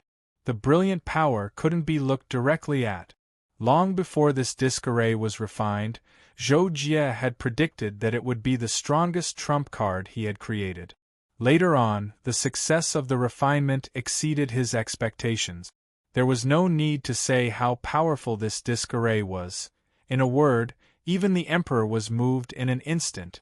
The orange light's power was also extremely terrifying. Under the explosion of the disc array's power, it continued to penetrate. It was only when it reached the core of the disc array's power that it was destroyed. The thunder and fire principles that erupted from the disc array swept through the heavens and the earth, directly collapsing the world of red flames that the Emperor had used. The Emperor was implicated because of this, and his body couldn't help but sway slightly. What is this thing? It actually has such power? While the Emperor was shocked, a beam of yellow light flashed out from between his eyebrows. This light seemed to suppress the space and time where it was. The power that erupted from Zhou Jie's disc array actually stopped when it approached the Emperor. Taking advantage of this short buffer time, the Emperor took a step toward Zhou Jie in a seemingly unhurried manner. A green light appeared around his body. Under the green light, the void melted like ice and snow, revealing only a pitch-black interlayer of space. And Zhou Jie took advantage of this moment to collapse the energy that had lost the control of the Emperor and grabbed the remaining half of the goddess's clansmen in his hand. After that, Zhou Jie rushed into the sky without hesitation and stretched out his left hand to point downwards. Rumble! The primordial 8 slashes appeared in the sky and poured out a large amount of primordial universe flames that swept through the heavens and the earth. It complemented the power of the disc array and gathered at the Emperor's position, as if it wanted to devour him. A mere peak Imperial Emperor can actually unleash an attack that is invincible in the Imperial Emperor realm. Even if he relies on a treasure, it's not simple. Where did this person from the outside world come from? Facing the combined attack of the disc array and the primordial 8 slashes, the Emperor did not panic in the slightest. Instead, he thought to himself. When the Emperor first saw Zhou Jie, he did have the intention to kill Zhou Jie. However, when he discovered the strength that Zhou Jie had displayed and that he was not from the inner realm, he could not help but have a little more concern. The Emperor was actually from the outside world, so he knew the complexity of the relationship in the outside world. With Zhou Jie's strength, if he was the disciple of a universe emperor or even a transcendent expert, then he would have to think twice before killing him. However, after a short moment of hesitation, the Emperor made up his mind. No matter whose disciple he is, the secret of the goddess's clan cannot be leaked. Let's capture this person first. When the Emperor made up his mind, endless thunder and fire descended and instantly engulfed him. At this time, Zhou Jie was flying toward the world wall at his fastest speed. He held the primordial 8 slashes in his right hand and was accumulating power, intending to break the world wall in one go. Humph! Just as Zhou Jie was about to fly to the world wall, a cold snort exploded in his ears and directly entered the depths of his soul, bringing about a sharp pain of his soul being torn apart. Ah! Even with Zhou Jie's mental fortitude, he screamed out in pain. His body shook violently, and his face twisted ferociously. At the same time, the Emperor, who was covered in 7-colored flowing light, stepped out from the center where the power of the laws of thunder and fire gathered. The disc array, which was the core of the array, suddenly turned into dust. Then, the power of the laws of thunder and fire rolled in all directions and disappeared with a loud bang. Come down for this, Emperor! The Emperor did not chase after Zhou Jie. Instead, he made a grabbing motion from below. At that time, Zhou Jie had just stabilized his mind from the sharp pain of his soul being torn apart. Suddenly, he felt a huge force clamping down on his whole body and fiercely throwing him down. At a speed faster than when he was flying, Zhou Jie's enormous body landed on the continent with a loud bang, and as luck would have it, he smashed into the statue of the God Emperor. The statue of the God Emperor had already cracked from the shock waves of the battle just now. When Zhou Jie's enormous body came into contact with it, it instantly exploded and collapsed with a loud bang. Zhou Jie's body shook violently, and he felt as if his entire body was falling apart. His eyes were filled with shock, This emperor is at least a Tao lord of the 8th step. Half-step Emperor Universe Realm. Zhou Jie roared in his heart.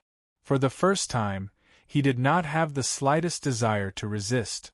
However, just as Zhou Jie's mind was turning at lightning speed and he was about to use the power of the 8 directional tribulations, sealed in the primordial 8 slashes, he sensed an extremely powerful energy fluctuation above his head that seemed to be summoning him.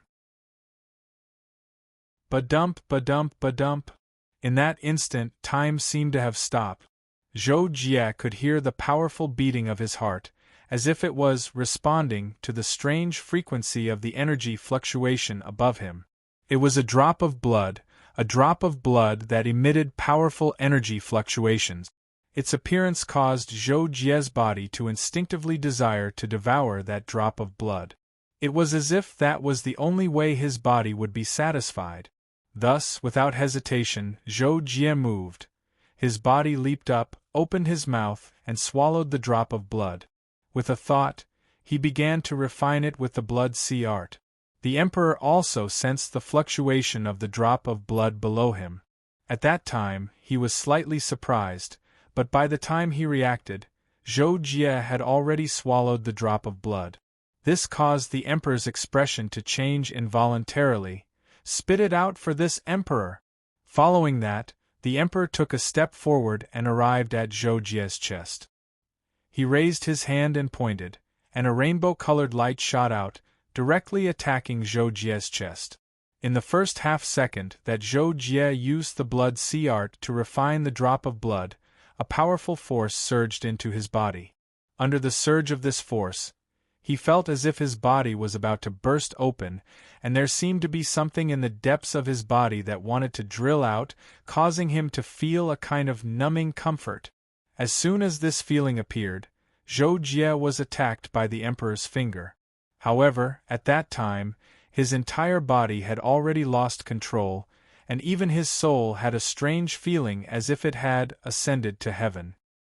He was unable to control himself, so he was unable to make any resistance. The power of the finger pierced through his chest, and his entire body flew out, a huge amount of divine blood splashing down like rain.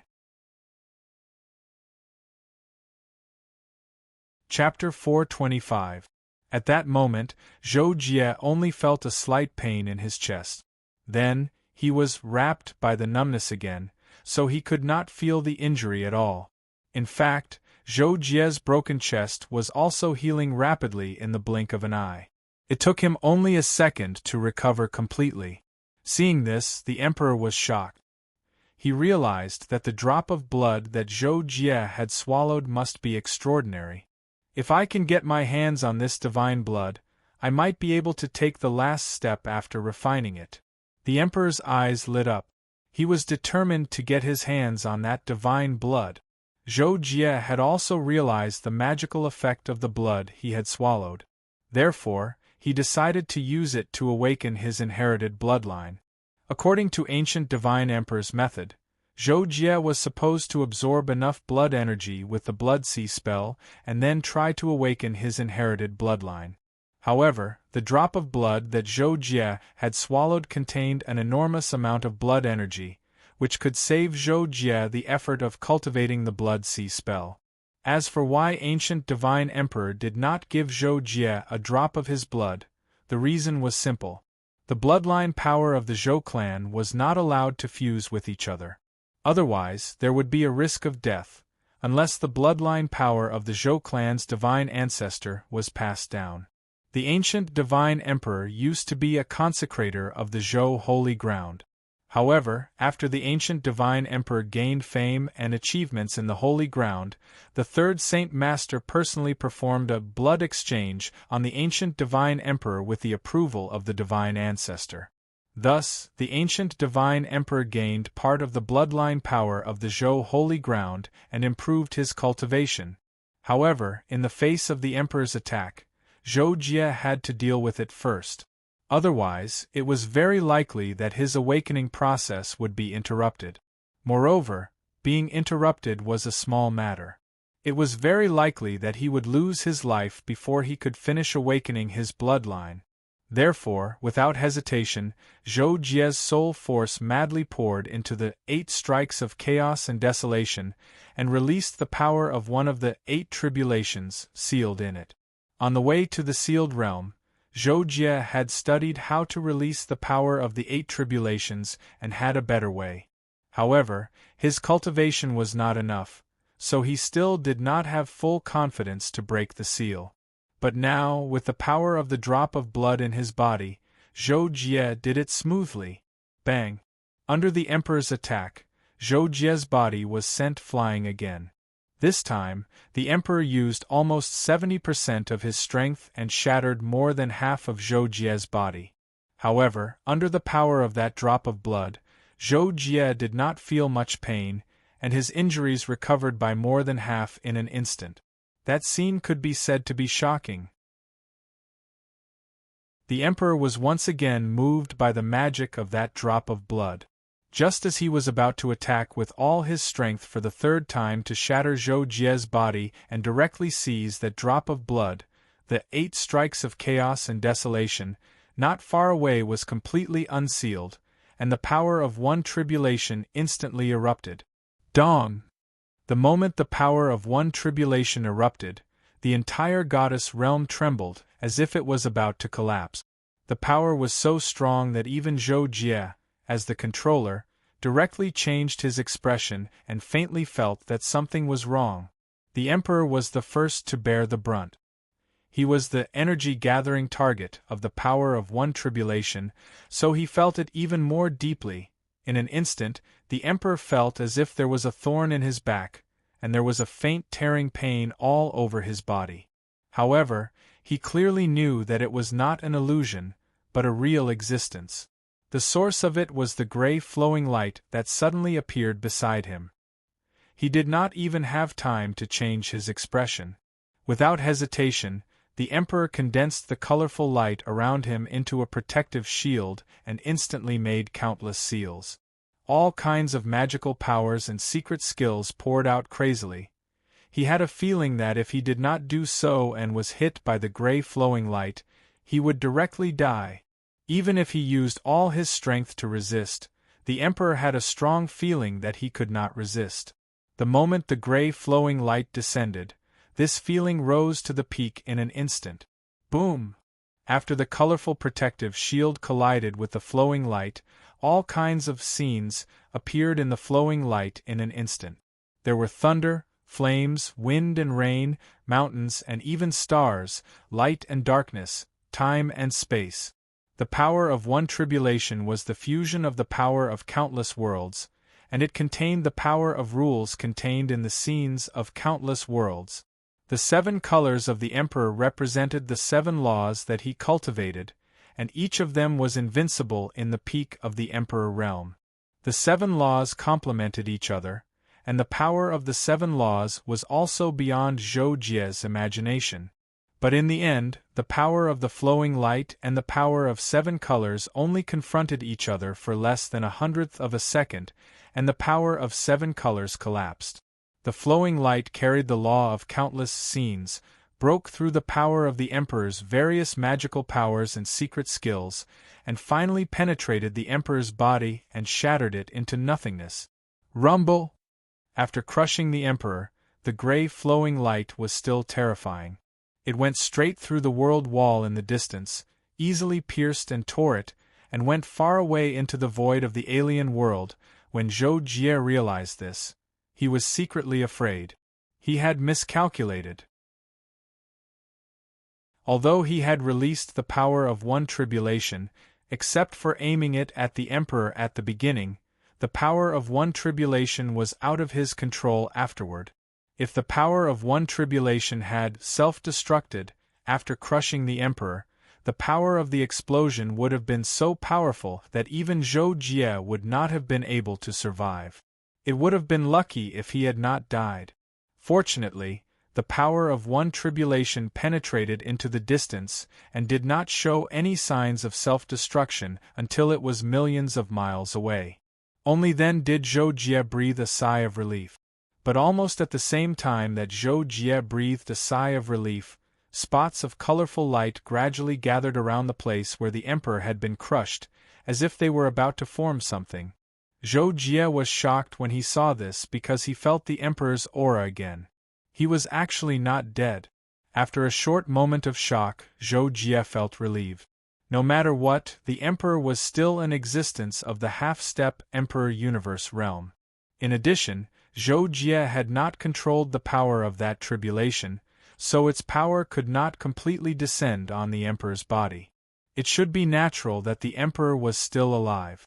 Thinking quickly, Zhou Jie did not take advantage of the emperor's perilous situation and stop him from reforming his body. This was because he was very clear about the power of a half-step Emperor Universe realm expert.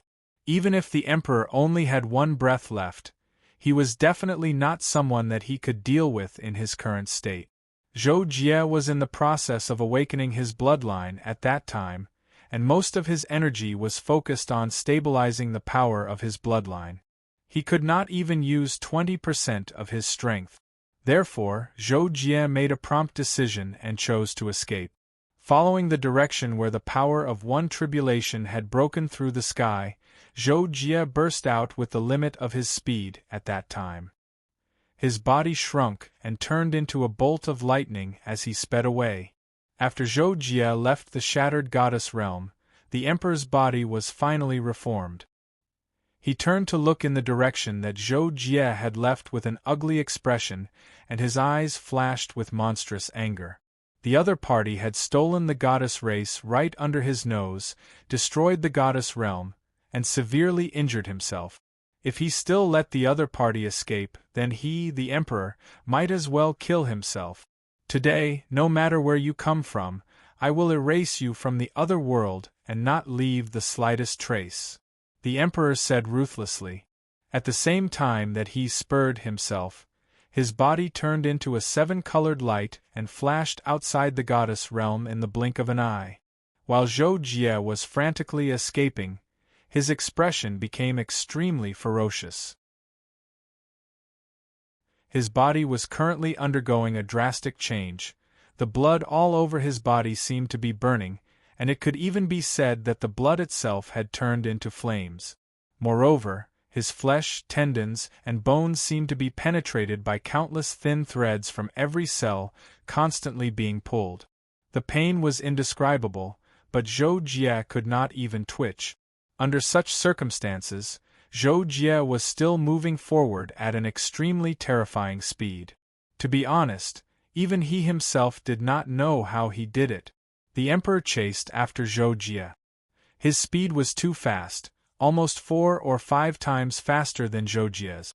Therefore, in less than 2 breaths, he appeared behind Zhou Jie. While his killing intent was raging, he directly raised his hand and slapped Zhou Jie's back. However, before the emperor's palm landed, Zhou Jie spat out a mouthful of scarlet blood, and his entire body suddenly froze in the air. In fact, it was not only Zhou Jie's body that froze, but the emperor also froze in the same posture of raising his hand to attack, unable to move at all. Within a certain range of Zhou Jie, the laws of space and time were controlled by some mysterious force at this moment. Everything within the range fell into a stillness, except for the strand of blood flowing in Zhou Jie's body. That's right, a strand of blood. This strand of blood was extremely thin and long. It originally merged with the blood in Zhou Jie's body, but at this moment it was emitting a faint golden color, revealing the rest of Zhou Jie's blood. As it slowly flowed, Zhou Jie's consciousness vaguely recovered. He felt an extremely ethereal will that seemed to be looking at him, seeing through his entire body, seeing through everything about him. After a brief feeling of floating, Zhou Jie suddenly became extremely clear-headed, and his eyes burst with an unprecedented brilliance. The Zhou bloodline inheritance had awakened. Chapter 426. During that short period of drifting, Zhou Jie had actually experienced a lot. The comprehension of the laws poured into his mind like a tidal wave and kept increasing like an explosion. This was the root cause of Zhou Jie's drifting. But soon, Zhou Jie realized that if this continued, his soul would not be able to accept so many comprehensions and would collapse. So, he decisively chose to seal his soul realm and absorb all the comprehensions in his soul realm to the limit. After that, he tried his best to store the comprehensions and began to slowly absorb them. After that, Zhou Jie opened his eyes. His bright eyes were filled with chaos. Clearly, he had not completely separated his consciousness from reality. At the same time, Emperor Wu had already freed himself from the stagnation of the law of spacetime. His palm continued to strike Zhou Jie's back without any decrease in power. The moment Zhou Jie completely recovered his consciousness, a terrible burning sensation came from his body once again. At the same time, Emperor Wu's palm landed on Zhou Jie's back. There was no pain. Or rather, the pain was completely covered by the burning sensation. Zhou Jie only felt a huge force penetrating his body from his back. His body trembled violently as he flew forward like a meteor. Along the way, he sprayed a large amount of divine blood. Unexpectedly, the divine blood was faintly glowing with a pale gold color, unlike the dark red color from before. Zhou Jie could feel that his back had caved in significantly from that palm strike.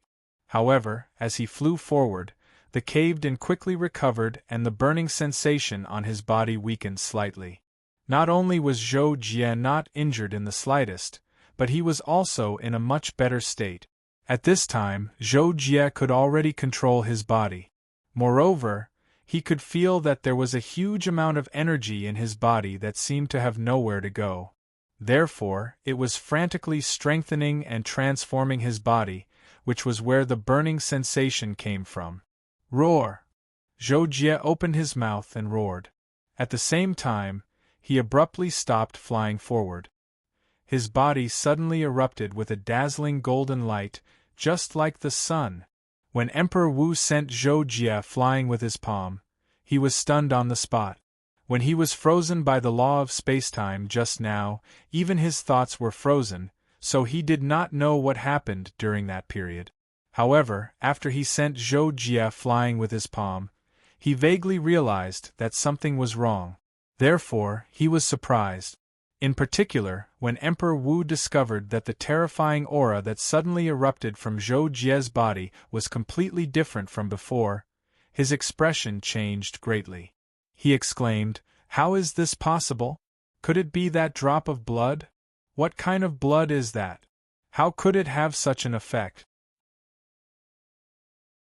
However, before Emperor Wu could think about it carefully, Zhou Jie was already unable to control the energy that was surging madly within his body. Under the grand solar transformation art, Zhou Jie's figure expanded explosively to over 60 kilometers long, and then his fist directly tore through space and smashed towards Emperor Wu. If it was before he was destroyed by the energy of the tribulation, Emperor Wu felt that he could still easily deal with Zhou Jie's punch. However, after he was almost killed by the energy of the tribulation, Emperor Wu had lost more than 90% of his strength. It was equivalent to his cultivation dropping by a realm, and he only possessed the strength of an invincible perfection stage imperial monarch. On the other hand, Zhou Jie's punch was 100 times stronger than before, and it had attained the level of being able to heavily injure an invincible perfection stage imperial monarch. In this way, it immediately caused Emperor Wu to be extremely shocked, and he retreated explosively. However, Emperor Wu was utterly unable to dodge Zhou Jie's punch completely when his aura had locked onto Emperor Wu, and Emperor Wu had only retreated a few hundred kilometers before Zhou Jie caught up to him. Emperor Wu had no choice but to erupt with his full strength and forcefully resist Zhou Jie's punch with his divine ability. Bang! This punch that was sufficient to shatter the galaxy actually directly blasted Emperor Wu's newly condensed body into pieces. Emperor Wu's limbs were crippled, and only his torso and head were left. "This is impossible!" Emperor Wu roared unwillingly, and his broken body flew out uncontrollably, causing the void along the way to distort. After Zhou Jie finished punching, he didn't feel much exhaustion. He only felt that his entire body still had inexhaustible strength, so he roared again, took a step forward, caught up to Emperor Wu's broken body, and smashed his fist fiercely again. "Ah! This Emperor Wu is going to fight it out with you!" Emperor Wu was exasperated. He really didn't dare to believe that the situation had turned around. He decided to kill Zhou Jie at all costs. "This opportunity that I have been planning for hundreds of thousands of years is gone now. You must die, die, die!" Facing Zhou Jie's second punch that was even more powerful, Emperor Wu, who had clearly lost more than 99% of his strength, had a deranged look on his face, and he roared without the slightest fear of death. Boom! After the sound of a spatial fluctuation that shook the universe, Zhou Jie's punch was actually forced back, and Emperor Wu's broken body was torn apart again, revealing the milky white body of energy in his body. This was Emperor Wu's fundamental strength at this moment. At the same time, in the depths of the central mountain range of the Supreme God Realm, in a calm hall, a skinny black-robed cloaked man was looking at the water-like mirror on the ground in front of him. Suddenly, the black-robed cloaked man's body trembled. A seal in the depths of his mind was broken by an invisible force, and a large amount of memories emerged from the depths of his soul realm. The black-robed cloaked man seemed to be in pain. His voice was hoarse and trembling, but after a short 2 seconds, he suddenly stood up. "I am the sovereign and also the World Emperor's fourth direct disciple, Emperor Wu." After the black-robed man finished speaking, his eyes immediately turned cold. "This sovereign is in trouble." Before he finished speaking, the sovereign had already taken a step forward and teleported light years away. On the other side, under Zhou Jie's crazy attacks, Emperor Wu's body was already broken to the limit. He had completely turned into a body of energy, and even his body of energy was showing signs of collapsing.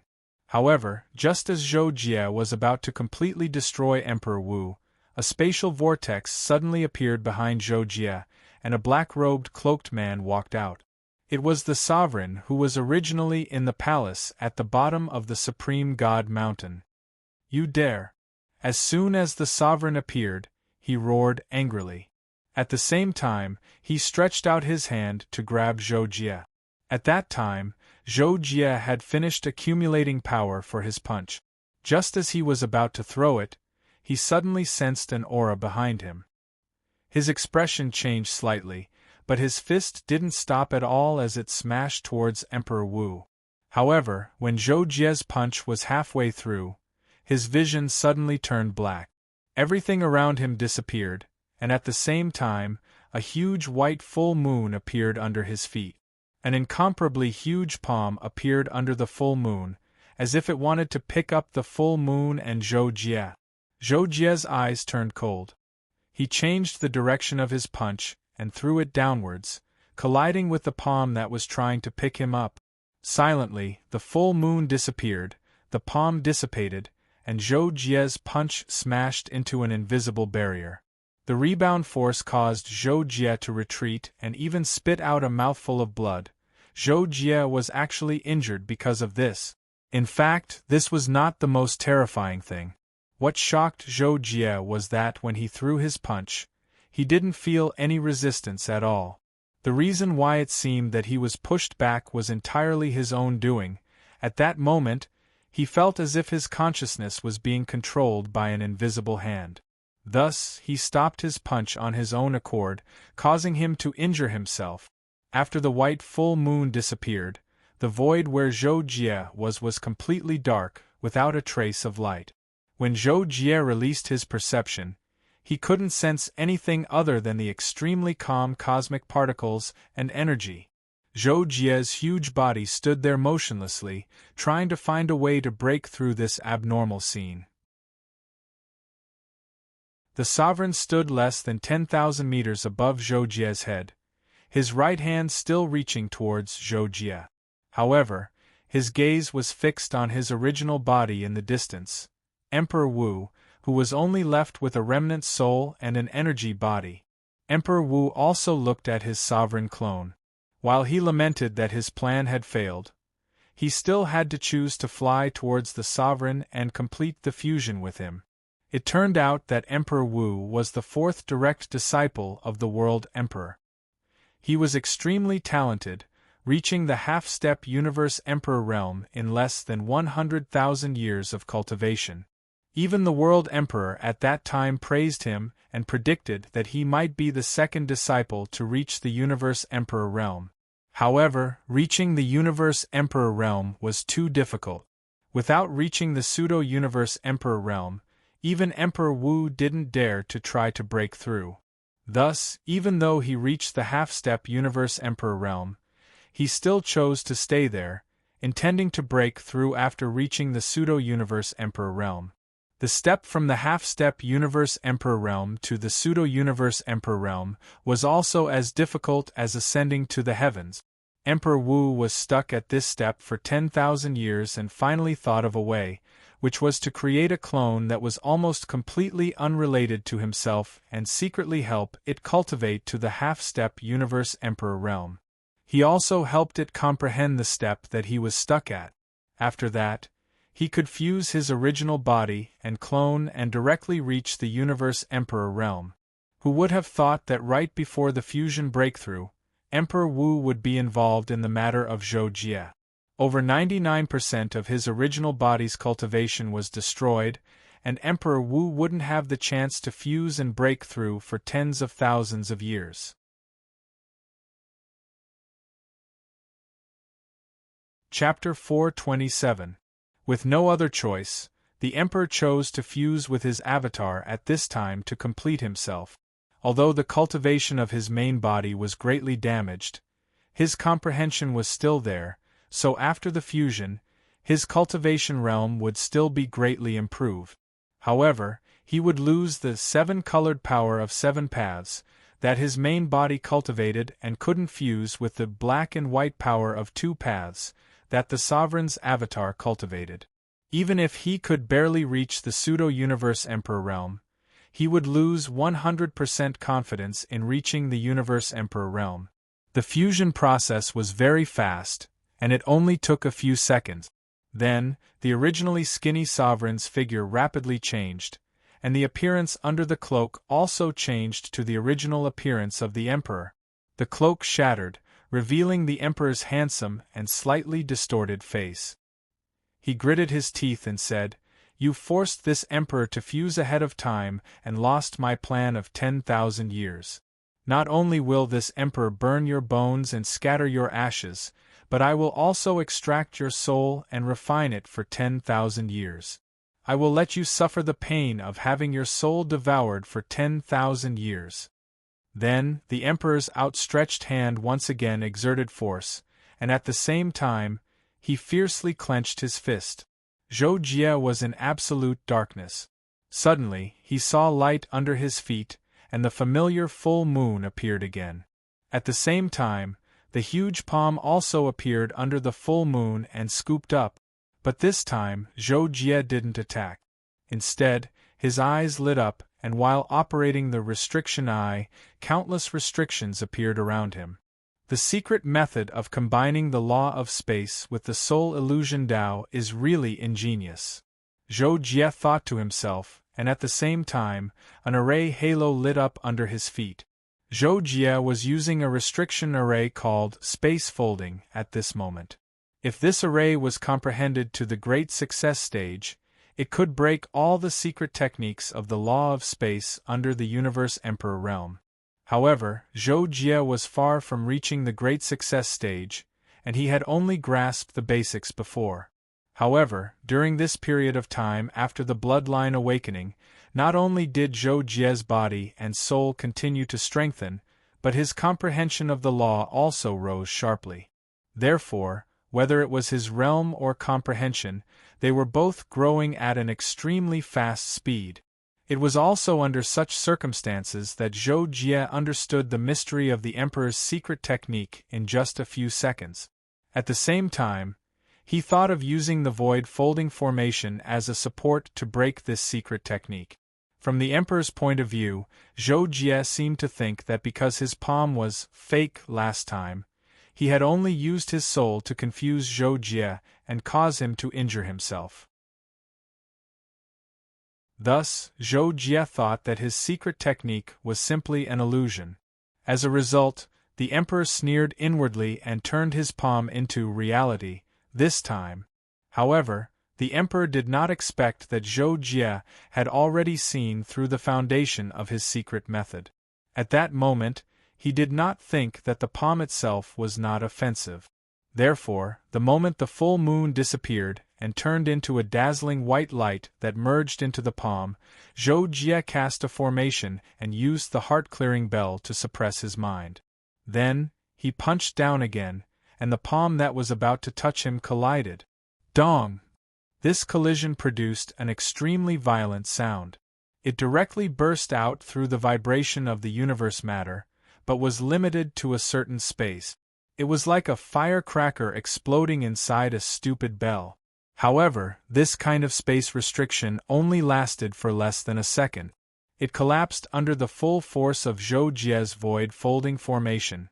The dark space created by the Emperor's secret technique was completely broken at this moment. What? The Emperor was shocked. The secret technique that he was so proud of was actually broken by a person whose realm was lower than his. This was unacceptable to him. But in the blink of an eye, the Emperor calmed down. Compared to the surprise that Zhou Jie had brought to him before, the current situation was nothing at all. Greedy wolf devours the moon. Seeing that Zhou Jie had returned to the universe space, the Emperor decided to take the opportunity to attack and catch Zhou Jie off guard. Then, he directly cast a big secret technique. Zhou Jie had expected the Emperor's attack at this time. When he broke the space secret technique, thunder and fire intertwined in his eyes and shot out, turning into the heavenly thunder-purple phoenix seal and blasting upward. At the same time, a huge wolf's mouth appeared above Zhou Jie's head. A terrifying suction force burst out from it, and even the void collapsed in an instant and turned into a black hole. The secret technique of the greedy wolf devouring the moon was actually to create an extremely powerful black hole. In this super black hole, the law of time and space was extremely distorted, and other things were difficult to understand. It could be said that it was exterminating for all living things. The moment Zhou Jie's heavenly thunder-purple phoenix seal touched the black hole, it was extinguished like a spark, and it couldn't set off the slightest ripple. Under the extremely terrifying suction force, Zhou Jie's body shook violently, and he felt that his divine body was about to be torn apart. Although Zhou Jie's bloodline had awakened and his comprehension of the law had skyrocketed, this process was still ongoing. His attainments in the law of space were still far from the Emperor's realm, so he couldn't use the law of space to resist the power of the black hole in a short time, let alone break it.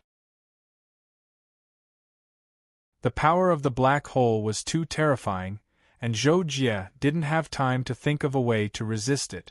With a quick thought, Zhou Jie could only choose to release the last tribulation power of the Chaos 8 strikes. Unless you still have the previous trump card, I'd like to see how you resist it. After using the greedy wolf devouring the moon, the Emperor was secretly proud, but suddenly, his face changed. Suddenly, the black hole below the Emperor disintegrated silently, revealing an extremely violent space storm layer. At the same time, a gray streamer that the Emperor was very familiar with shot straight at him. That is... Sensing the tribulation power, the Emperor was instantly scared out of his wits, and he retreated tens of thousands of miles without hesitation. This time, because Zhou Jie mainly relied on the tribulation power to destroy the black hole, even if his cultivation had greatly improved, he still couldn't make the tribulation power chase after the Emperor. In the end, the tribulation power only affected the Emperor a little, and after the Emperor retreated tens of thousands of miles, The tribulation power shot upward on its own, and no one knew where it went. Even though the Emperor had merely been affected by the energy of the tribulation, he'd still suffered quite a heavy injury. His entire body was covered in cracks as if it had been sliced by countless blades, and a strand of destructive laws had even invaded his body, causing him to have no choice but to resist and destroy it with all his might. It's too terrifying. It's released from that saber again. This power is definitely left behind by a Universe Emperor realm existence, and he actually has two. The Emperor was shocked, and he looked a little frightened. If he has a third or even a fourth one, it's impossible. I don't believe that I can't kill him. Although the Emperor was shocked by the tribulation power released by Zhou Jie twice, as a half-step Universe Emperor realm expert who was even close to the pseudo-Universe Emperor realm, he couldn't back down. No matter what, he had to kill Zhou Jie today. Ancient Supreme Umbrella. The Emperor shouted in a low voice, and a black bone umbrella appeared in his hand. It was originally a top-grade Emperor artifact, and after being refined and modified by him, it was even more powerful. Even a half-step Universe Emperor realm expert would have a hard time dealing with it. At the same time, Zhou Jie's cultivation kept surging, and he had reached the level of an invincible consummate Emperor realm, and it was still growing rapidly. Feeling the endless power surging in his body, Zhou Jie became bolder. He immediately abandoned the idea of running away and decided to fight the Emperor to the death. Of course, Zhou Jie didn't really care about his life, but he still had the sacred Phoenix talisman given by the ancient divine Emperor to save his life, and the immortal blood to be reborn, so he was not afraid of death. So Zhou Jie immediately rushed toward the Emperor, and the Emperor threw out the ancient supreme umbrella. The black bone umbrella crazily absorbed the energy of the universe, and it instantly enlarged to a size of more than 1,000,000 meters. At the same time, a destructive aura like a tornado raged and shrouded Zhou Jie. Zhou Jie's eyes narrowed, and then he was slightly stunned. After that, he sneered secretly, and a dazzling golden flame was released between his eyebrows. The sacred Phoenix talisman appeared. The lonely aura released by the ancient supreme umbrella was actually a kind of death chi that contained the power of the law of Yin. Its horror was that the law of Yin was extremely powerful, and few people below the Universe Emperor realm could restrain it. Unfortunately, Zhou Jie's sacred Phoenix talisman represented the power of the law of Yang, and it could restrain the power of the ancient supreme umbrella, greatly reducing its power, so it couldn't threaten Zhou Jie at all. 50,000 fire spiritual soldiers, appear. Profound of the Great Sun Transformation Technique, Transformation Indestructible Body. With Zhou Jie's angry shout, the sacred Phoenix talisman burst out a brilliant golden light, and transformed into 50,000 fire spiritual soldiers in front of him. At the same time, Zhou Jie's body expanded again, and he almost reached the same height as the ancient supreme umbrella, and his whole body turned into a golden flame, as if he didn't have a physical body. This was the final stage of the Great Sun Transformation Technique.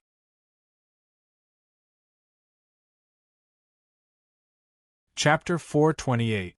Just when the Emperor thought that the power of the ancient umbrella was enough to kill Zhou Jie, he saw a dazzling golden brilliance under the huge ancient umbrella, and the dense death chi along the way collapsed into nothingness. What is this? The Emperor was stunned at that time. He had to admit that Zhou Jie had given him too many surprises.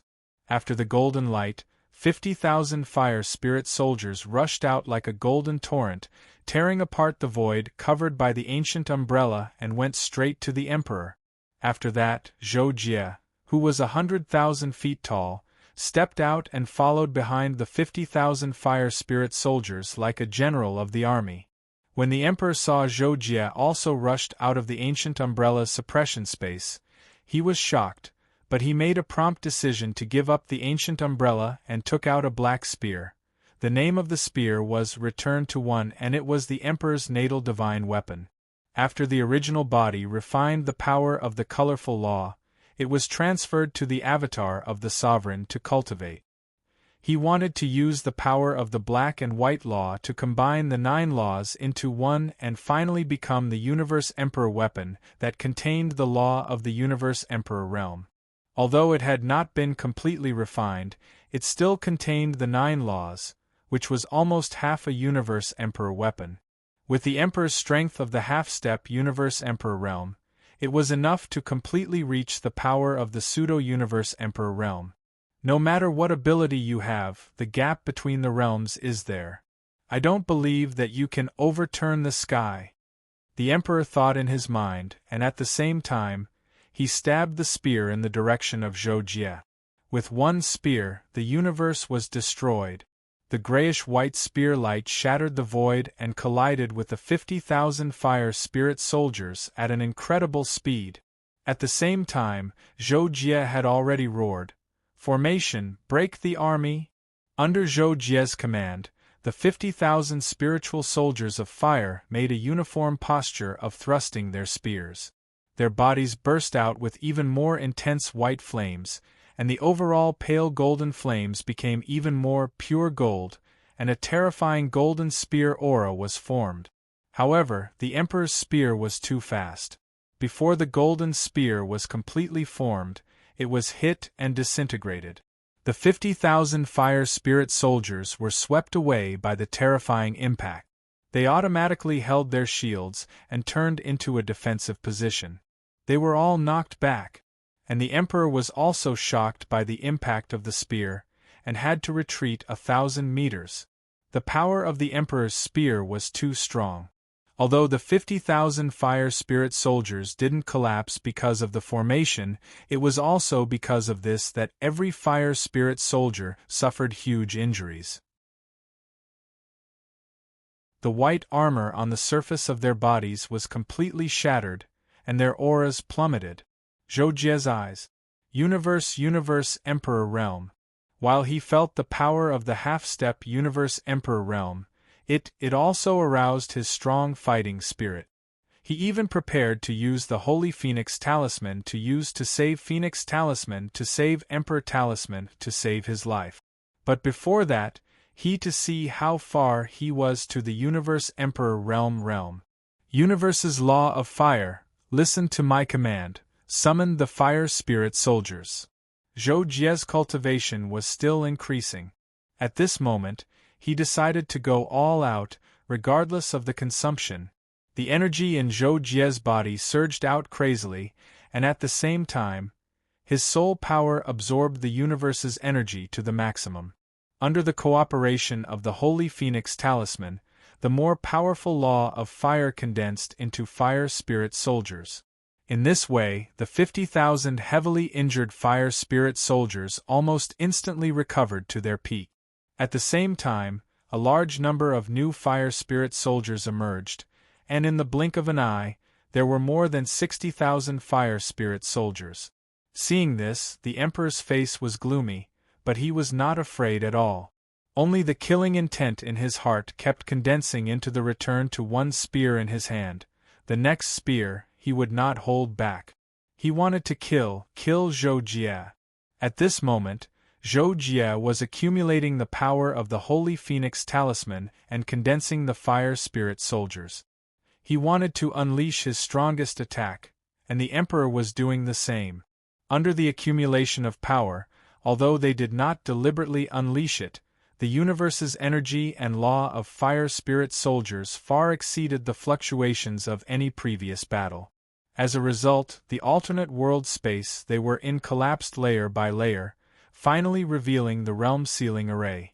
Even the realm sealing array had been activated, ready to accept the challenge at any time, in order to prevent any living creatures from entering or leaving. Of course, Zhou Jie and the Emperor did not intend to target the realm sealing array, so the appearance of the realm sealing array was ignored by the two. As long as they did not take the initiative to attack the realm sealing array, they would not be counterattacked by the realm sealing array. At the same time, in a universe's void outside the realm sealing array, it was extremely quiet here, and even the universe's energy and matter were more peaceful than most places in the universe. Similarly, there was not a trace of light here. However, at a certain moment, a speck of dust in this star field suddenly lit up with a white light, forming an illusory vortex. A white-robed middle-aged man stepped out. His expression was calm and he looked at the realm-sealing array that was less than light-years away. He muttered to himself, "Just now, when I was calculating the law of karma, I discovered that Junior Brother's tribulation was about to happen. Coincidentally, the realm-sealing array has been activated. There must be a connection between them. I have to go take a look." After the white-robed man finished speaking, he lifted his foot and walked forward. He seemed to be in no hurry, but in the blink of an eye, he was already light-years away. Although Zhou Jie and the Emperor were accumulating power, it did not take too long. In less than 2 seconds, the two sides collided. On Zhou Jie's side, a total of 88,000 fire spirit soldiers condensed and formed a spear. They transformed into a golden fire phoenix that burned the void in its path. Almost at the same time, the Emperor stabbed out with his spear. This spear was completely different from the previous one.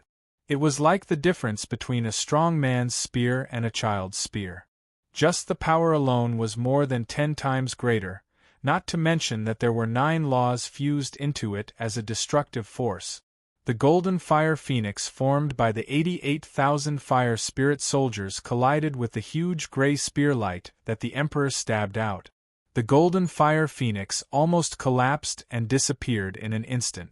The gray spear light distorted everything with an unstoppable force, crushing the 88,000 fire spirit soldiers in the blink of an eye. It seemed to have even become a part of it, and it continued to stab toward Zhou Jie. Zhou Jie was shocked when he sensed that the golden fire phoenix was destroyed. He, who had a backup plan, did not hesitate to release a compass from between his eyebrows, the vast star net, which contained a drop of transcendent power. That's right, Zhou Jie planned to use the transcendent power to complete a desperate counterattack and kill the Emperor. In fact, Zhou Jie had hesitated to use this drop of transcendent power. After all, it was more precious than the Holy Phoenix Talisman, and was not inferior to any of the 3 divine thoughts left by the ancient divine Emperor. If Zhou Jie's cultivation reached the second step of the Emperor Universe realm, the power he could exert after using this drop of transcendent power would be even greater than the divine thoughts left by the ancient divine Emperor. However, with Zhou Jie's current cultivation, this drop of transcendent power could only exert the power of the early stage of the Emperor Universe realm. It was a pure waste. However, Zhou Jie believed that he would face many dangers in the future, and he did not know how long it would take for his cultivation to reach the Emperor Universe realm. Therefore, he might as well use it now.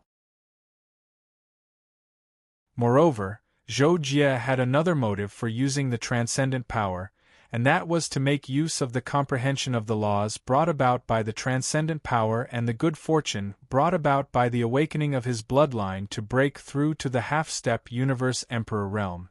If he succeeded, it would save him a lot of time to comprehend and cultivate. For all these reasons, Zhou Jie finally chose to use this drop of transcendent power at this moment. Facing the Emperor's peerless spear, Zhou Jie directly opened the seal of the compass. Immediately, a drop of pure white liquid emerged and was swallowed by Zhou Jie. That's... The Emperor, who sensed the transcendent power, was greatly shocked. Although he did not recognize the transcendent power, he could feel the incredible power of law in it, which made his scalp tingle. However, the Emperor's spear did not stop there. It almost continuously fell between Zhou Jie's eyebrows. But in the end, the Emperor's spear only fell between Zhou Jie's eyebrows. Even the spear light was like that. When it touched the skin between Zhou Jie's eyebrows, it could not advance any further. Time and space seemed to stop at this moment. The Emperor maintained the posture of thrusting his spear, and the expression on his face was completely frozen. Only Zhou Jie's eyes lit up. His eyes were white, but they were flashing with vigor. In the next second, the return to one spear silently retreated and fiercely smashed into the Emperor's chest, who had also transformed into a giant. After being hit, the Emperor finally recovered his ability to move. His pupils contracted rapidly, and his first reaction was to frantically retreat without caring about his injuries. Impossible! How can you use such a powerful spacetime law?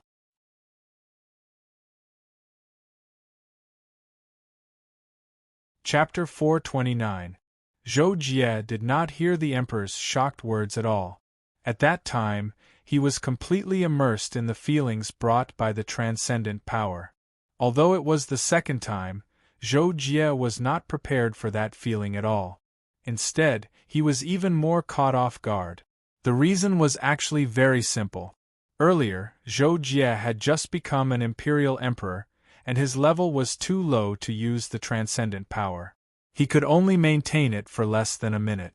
This time, however, not only was Zhou Jie's level much higher, but he also had the epiphany that came with the improvement of his nature after his bloodline awakened. Together, he could not help but control more of the transcendent power, and he wanted to control more. As a result, the shock that the transcendent power brought to Zhou Jie was naturally much greater. That was why he was almost absent-minded when he defeated the Emperor with the transcendent law at the first moment. However, Zhou Jie still had self-control. Therefore, after he was briefly absent-minded because of the tremendous epiphany, he forced himself to wake up part of his soul consciousness and control the transcendent power to obliterate the Emperor. In the eyes of Zhou Jie, who had the transcendent power at that time, everything became extremely simple and could be destroyed with a single thought like an ant. It was the same even for the Emperor when he sensed it. Therefore, with a single thought from Zhou Jie, the Emperor, who had fled tens of millions of kilometers away and was about to teleport away, suddenly changed his expression because he sensed the most powerful power of space sweeping across his body. Ah! The Emperor screamed, and his enormous body collapsed inch by inch into thousands of dust almost instantly. His screams were also drowned in the chaotic time and space. Even the Emperor himself did not hear it. At this moment, the realm-sealing grand array trembled, and the vast expanse of space where Zhou Jie and Emperor Wu Huang were actually turned transparent, revealing the entire realm-sealing grand array. Up, down, left, right, all around them, it was the realm-sealing grand array's net of light. It was a horrifying sight, but Zhou Jie's countenance did not change at all. That was because he had already sensed the source of all the changes under the state of extraordinary powers. At that very moment, a white-robed man had appeared outside the realm-sealing circle, and it was he who had revealed the entire realm-sealing circle with a single point of his finger. With one step, the white-robed man stepped over the realm-sealing array as if it was nothing. After entering the other world, the white-robed man pointed at the chaotic time and space where the Emperor was. Immediately, the layers of space there trembled, as if they were being peeled off and shattered one layer after another, revealing the true form of the realm-sealing array in the depths of space. However, the realm-sealing array was in a precarious state and could collapse at any time under the violent spatial storm. Even so, the counterattack of the realm-sealing array was not triggered. Following that, the white-robed man pointed out a second time, and specks of light began to condense within the spatial storm, instantly transforming into a human-sized emperor. "Third senior brother, save me!" After the Emperor appeared, he seemed to be unable to bear the surrounding spatial storm and roared with a distorted face. However, even under the effect of the law, his voice could not be transmitted to the white-robed man.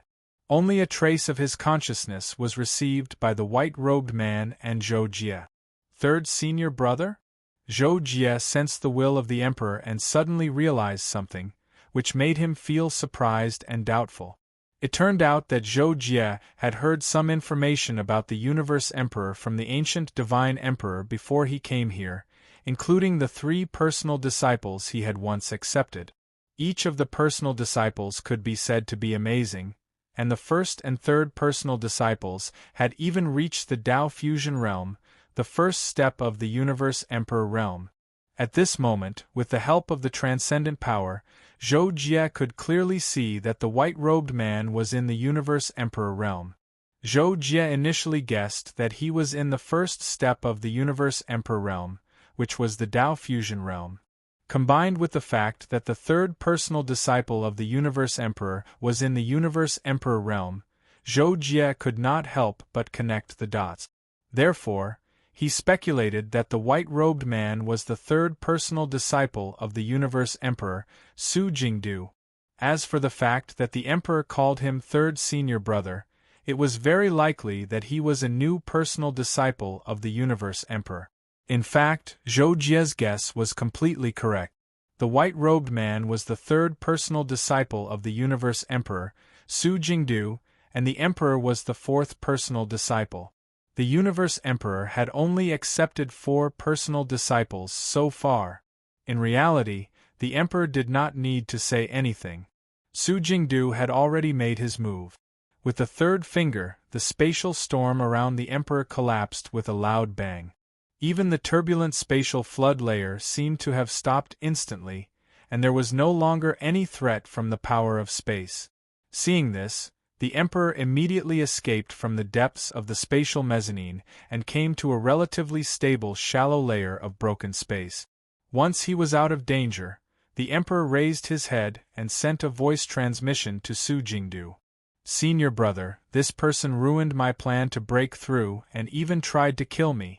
We have already formed a blood feud, and I must not let him go. Please kill him, senior brother. I will definitely thank you after this." Su Jingdu frowned slightly when he heard the Emperor's voice transmission, but he still replied with a voice transmission, "Senior brother has his own decision." Then Su Jingdu turned to look at Zhou Jie. Seeing that Zhou Jie was still controlling the dissipating extraordinary power, Su Jingdu immediately sent a voice transmission to him. "The fact that you have extraordinary power is enough to prove that you have a strong background. My junior brother has not been cultivating for long and has not seen much of the world. He has already formed a blood feud with you, but I will not kill you today in exchange for my junior brother's life. Is that okay?" The reason why Zhou Jie did not make a move was that he clearly knew that even if he had extraordinary power, he would not be able to kill a Universe Emperor realm expert. At most, he could only resist for a while. Once he used his extraordinary power, he would not be able to hold on for long. Once he ran out of extraordinary power, unless he used a strand of divine thought from the ancient divine emperor, Zhou Jie's life was completely in Su Jingdu's hands. All resistance would be futile. Hearing Su Jingdu's question, Zhou Jie immediately agreed. "Okay, I have achieved my goal here. I will leave soon." After saying that, Zhou Jie put away his belongings, turned around, and stepped 1,000,000 light-years away. He disappeared from the entire alien world, and when he reappeared, he was already in the divine realm. Of course, this amazing teleportation ability was not something that Zhou Jie could achieve when he was only in the peak of the half-sovereign realm. He had relied entirely on extraordinary power. The reason why Zhou Jie came to the divine realm was to kill 2 people, Honorable Tai Hao and Honorable Xian Dao, while his extraordinary power was still there. On the other side, the Emperor did not know the conversation between Su Jingdu and Zhou Jie. Seeing that Zhou Jie had escaped, the Emperor's expression changed immediately. He hurriedly asked Su Jingdu, "Senior brother, why did you let him go?" Su Jingdu asked, turned around, and said, "This boy is not to be trifled with. That's all I have to say. Junior brother, take care." After saying that, Su Jingdu disappeared, leaving behind a dazed look on the Emperor's face. After a while, a terrifying energy storm set off in the alien world. It was the Emperor venting his anger. Zhou Jie came to the divine realm and found the 2 targets he wanted to kill with a single thought. he successfully killed them both from thousands of miles away with one move. After that, Zhou Jie went to find Lin Yi, ready to take him out of the sealed realm. Before leaving, Zhou Jie found the origin of the sealed realm formation with extraordinary power and found the so-called true spirit there. However, he helplessly found that even with extraordinary power, he could not take out the true spirit in the origin of the sealed realm formation. There was an extremely powerful law seal, and Zhou Jie was basically sure that it came from the World Emperor. Therefore, he could not break even a small opening to take out the true spirit of the sealed realm formation. Lin Yi was a little sad when he learned that Zhou Jie could not resurrect his beloved. However, he was prepared for this, so he did not say anything to Zhou Jie. He only said one sentence. "It's okay, master. Since we know where her true spirit is, there must be a way to resurrect her. I will work hard to cultivate until I can personally resurrect her, even if it takes 100,000 years or 1,000,000 years. But if I die before that, I hope that you can send my true spirit back here. I want to stay with her." Zhou Jie nodded in agreement at Lin Yi's words. Zhou Jie did not tell Lin Yi that he would not have been able to touch the true spirit without extraordinary power, but he believed that it would not be long before his path of the soul improved greatly. Moreover, he would help Lin Yi retrieve his beloved's true spirit before he did, and he would not hesitate to offend the World Emperor.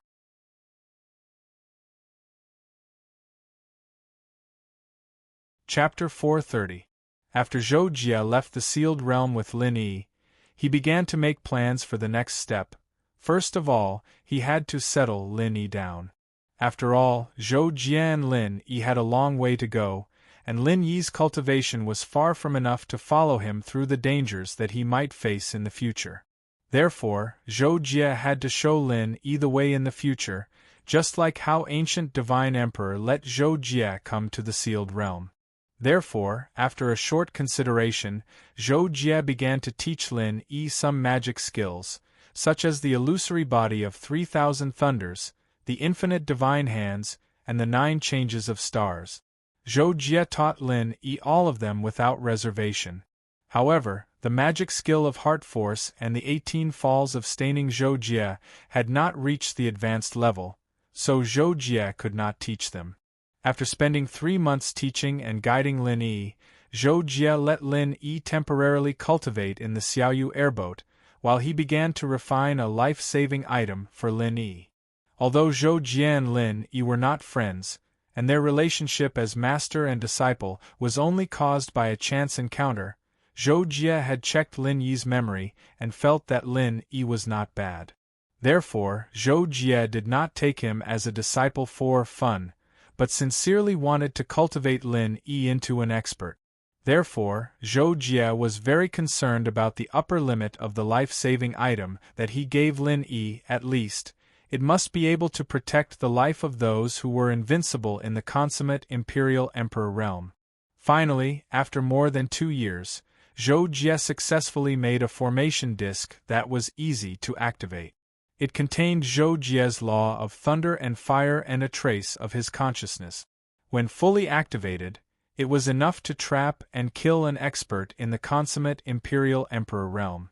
For Lin Yi, who had not even reached the Imperial Emperor realm, this was an extremely heaven-defying life-saving item. Of course, Zhou Jie did not think it was enough. Therefore, in addition to the formation disk, he also used a little of his own flesh and blood to refine a puppet with the alchemy of the divine design way. When the puppet erupted, it was as powerful as an expert in the late stage of the Imperial Emperor realm. In the face of ordinary dangers, Zhou Jie felt that this puppet could protect Lin Yi. In addition, Zhou Jie also specially made a token. As long as Lin Yi crushed it, it would create a space transmission channel. Unless an expert in the Universe Emperor realm attacked, Zhou Jie would be able to sense any interference at this level and rush over to save Lin Yi through the channel at the fastest speed possible. After doing all this, Zhou Jie found Lin Yi. First, He asked him about his recent cultivation situation and solved some of his doubts. After that, Zhou Jie gave Lin Yi the 3 life-saving items that he had personally made and told him that he would let Lin Yi go on an adventure by himself after a period of time. As for Zhou Jie himself, he planned to find a place to settle down in the goddess race and then live in seclusion for a period of time. Zhou Jie had basically digested the benefits brought about by the awakening of his bloodline and the extraordinary power. His cultivation was also infinitely close to that of the Universe Emperor realm. He was even confident that he could reach the half-step Universe Emperor realm after a few years of seclusion. After that, Zhou Jie believed that he had encountered the biggest cultivation bottleneck in his life. He had to go to the human world and properly comprehend it, sharpen his mind, and wait for the opportunity to break through. A few days later, Zhou Jie's flying ship stopped above a huge planet with life. This planet had a technological civilization. Lin Yi bade farewell to Zhou Jie and used this technological planet as the first breakthrough to enter the outer universe of the sealed realm. After Lin Yi left, Zhou Jie finally released Kakashi, who had long entered hibernation mode, from his space ring after more than 2,000 years. After coming out, Kakashi quickly woke up. When he saw Zhou Jie, he was stunned. His face showed an expression of seeing a long-dead relative as he stared straight at Zhou Jie. "Kakashi, why do you keep looking at me?" Zhou Jie was a little speechless when he saw this, but he could not help but ask, "Jocko? It's really you? You're not dead? Jocko, you're not dead. That's great, sob sob sob sob." After Zhou Jie asked, Kakashi suddenly roared with exaggerated acting. Then, he put on an extremely sad and pitiful look, raised his hand to cover his face, and pretended to cry. "Jocko, do you know how I lived all these years without you?" Zhou Jie was speechless, but he still asked patiently, "How?" "Over 2,000 years." Hearing the question, Kakashi immediately raised his head and said tragically, "For almost 1,000,000 days and nights I missed Jocko all the time. Unfortunately, you, Jocko, never paid any attention to me. I could only suffer the pain of lovesickness. I was in so much pain that I wanted to die. I learned from the painful experience and then learned from the painful experience." When Kakashi said this, Zhou Jie suddenly interrupted, "So after you finished eating the snacks, you chose to hibernate?" When Kakashi heard this, he was suddenly embarrassed. After smiling at Zhou Jie, he immediately put on a serious expression and said, "Ahem, in fact, the hardships I've suffered over the years are nothing. Jocko, you didn't look for me for so long, it must be because you experienced something extremely dangerous, so I have been cultivating in seclusion for over 2,000 years. Zhou Jie explained. Kakashi immediately looked like he was about to vomit blood. He was speechless, ignoring Kakashi. Zhou Jie continued, "After a while, I will find a place to live in seclusion temporarily and live the life of an ordinary person. You have been holding it in for so long, it's a good time for you to relax." When Kakashi heard Zhou Jie's words, his eyes suddenly lit up and he said excitedly, Okay, Jocko, you know me best. Hot springs, beaches, bikinis, here I come." "Zhou Jie, before that, I have something to do. Go back to the ring first. I will let you out again soon." Zhou Jie was speechless for a while. He thought of the matter of the goddess tribe and said, I just came out." "Okay, Jocko, don't make me wait too long," Kakashi said with a bitter face. "It won't be too long." Zhou Jie nodded and agreed. He put away Kakashi and controlled the flying ship to land at the designated destination, not far away. Zhou Jie chose a locally famous dangerous area in a galaxy called Guyu Galaxy on the periphery of Morwen star field, the empty valley Starland Sea, intending to settle the goddess tribe in it. The danger of the empty valley Starland Sea was mainly aimed at those below the perfect Imperial Emperor realm. However, there were no treasures or the like in it, so ordinary imperial emperors would not come here. Therefore, in Zhou Jie's opinion, it should be very safe for the goddess tribe to hide and live there. Zhou Jie found a space-stable starland in the depths of the empty valley Starland Sea and used a secret method to open up a world space and hide it under the surface space. After that, Zhou Jie released all the members of the goddess tribe and told them that he intended to settle them in this world space. Your Majesty. As soon as Zhou Jie finished speaking, an elder of the goddess tribe spoke, looking like she wanted to say something but stopped on second thought. What's wrong? Zhou Jie looked in the direction of the voice, his eyes calm. However, the elder of the goddess tribe who had just spoken and Elder Bai looked at each other. Elder Bai gave her a look and she immediately opened her mouth again, but said, "It's nothing, this mistress thanks you on behalf of the goddess tribe." In this regard, Zhou Jie could not help but frown, but he did not want to get involved in the affairs of the goddess tribe at all, so he immediately said, "It's fine, I'm just fulfilling my promise. Also, this is a token I refined. If you encounter any danger, you can crush it and I will rush over, but there is only one token, and I will not give it out again in the future." After saying that, Zhou Jie threw a black token to Elder Bai and said, "Goodbye." Then, he turned around and left. He undid the seal on the goddess's clansman and disappeared into the distance without looking back. During this time, he didn't look back at Su Yuyu. Su Yuyu looked at Zhou Jie's stream of light in the distance and was a little absent-minded.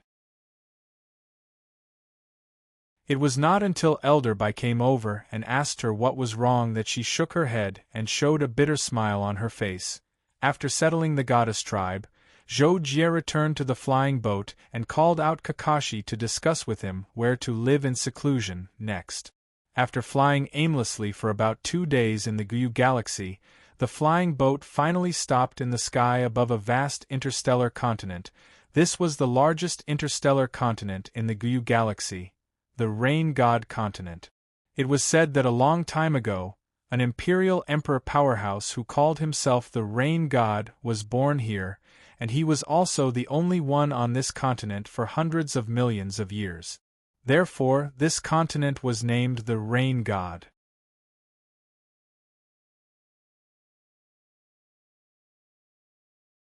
Chapter 431. After Zhou Jie arrived on the Rain God continent, he first investigated the situation of the cultivators on the continent.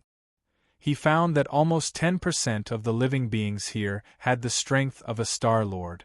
This cultivation ratio could be said to be extremely high.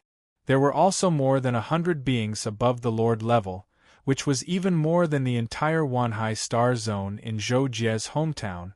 However, other than Zhou Jie, there was only one other Lord-level expert on the Rain God continent who was cultivating in the depths of the earth. His cultivation was only at the early stage of the Lord level. He knew nothing about Zhou Jie's arrival and investigation. Of course, Zhou Jie came to the Rain God continent to live in seclusion and live a stable and peaceful life. At the same time, he sharpened his state of mind in order to comprehend and break through. Therefore, he did not want to cause trouble on the Rain God continent. After Zhou Jie explored the Rain God continent for a while, he chose a beautiful mountain forest where there were few people. He built a stone house on one of the mountain peaks and began a peaceful life of seclusion. As for Kakashi, Zhou Jie knew that he could not stand the peaceful life on the mountain. Therefore, after giving him a few words of advice, he let him play around on the Rain God continent. With Kakashi's special body, even a 6th-layer domain lord would find it difficult to hurt him. Below the lord level, Kakashi also had the ability to escape. Therefore, Zhou Jie was not very worried about his safety. Every once in a while, he would check on Kakashi to make sure that he was safe. On one day in the 3rd month of living on the mountain peak, Zhou Jie sat on a rock outside the stone house and felt the world. Suddenly, he realized that Kakashi was actually visiting brothels on the Rain God continent and even flirting with 5 prostitutes at the same time. Zhou Jie did not know whether to laugh or cry.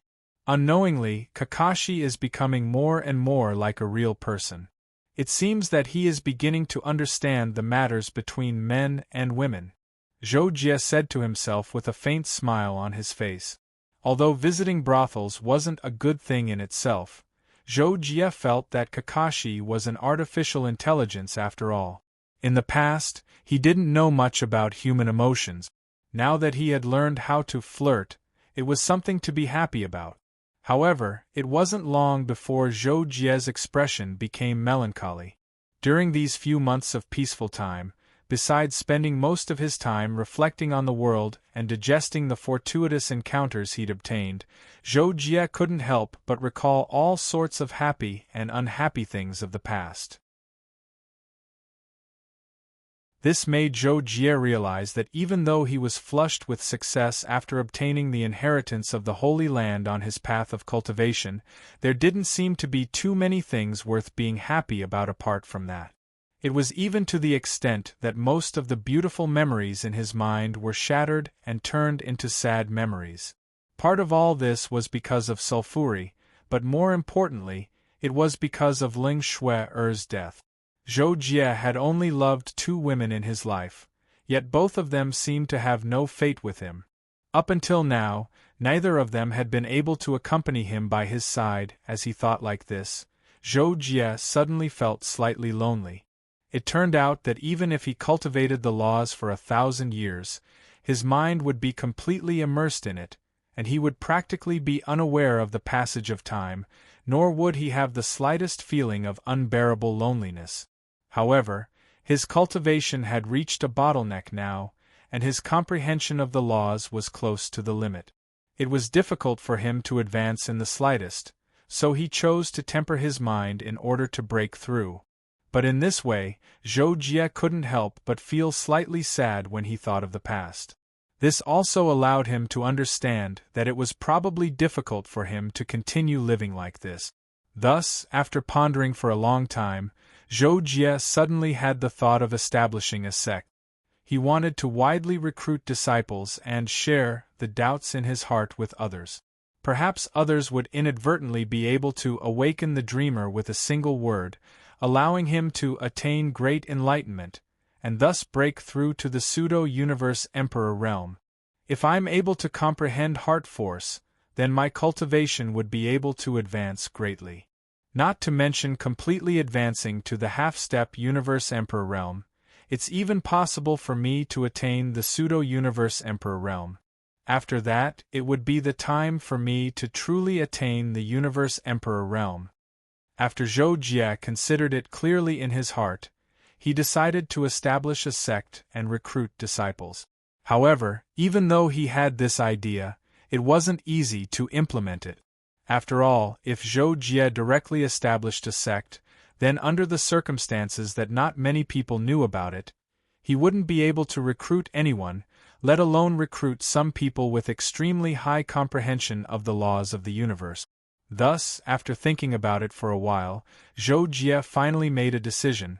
On the afternoon of the same day, Zhou Jie left the mountaintop where he lived and arrived at the ancient country, one of the 4 great countries of the Rain God continent. The Thousand Jew sect was the #1 sect in the ancient country. It enjoyed a great reputation within a radius of tens of millions of miles, and was known locally as the #1 sect in the world. The main sect of the Thousand Jew sect was located in the depths of a mountain range. It was mainly composed of 7 mountain peaks, from the south to the north, from the smallest to the largest. They were divided into the first peak to the 7th peak. Among them, the first peak was where the previous sect leaders and elders resided, and it had the highest status. Just this peak alone represented more than half of the peak power of the entire ancient country.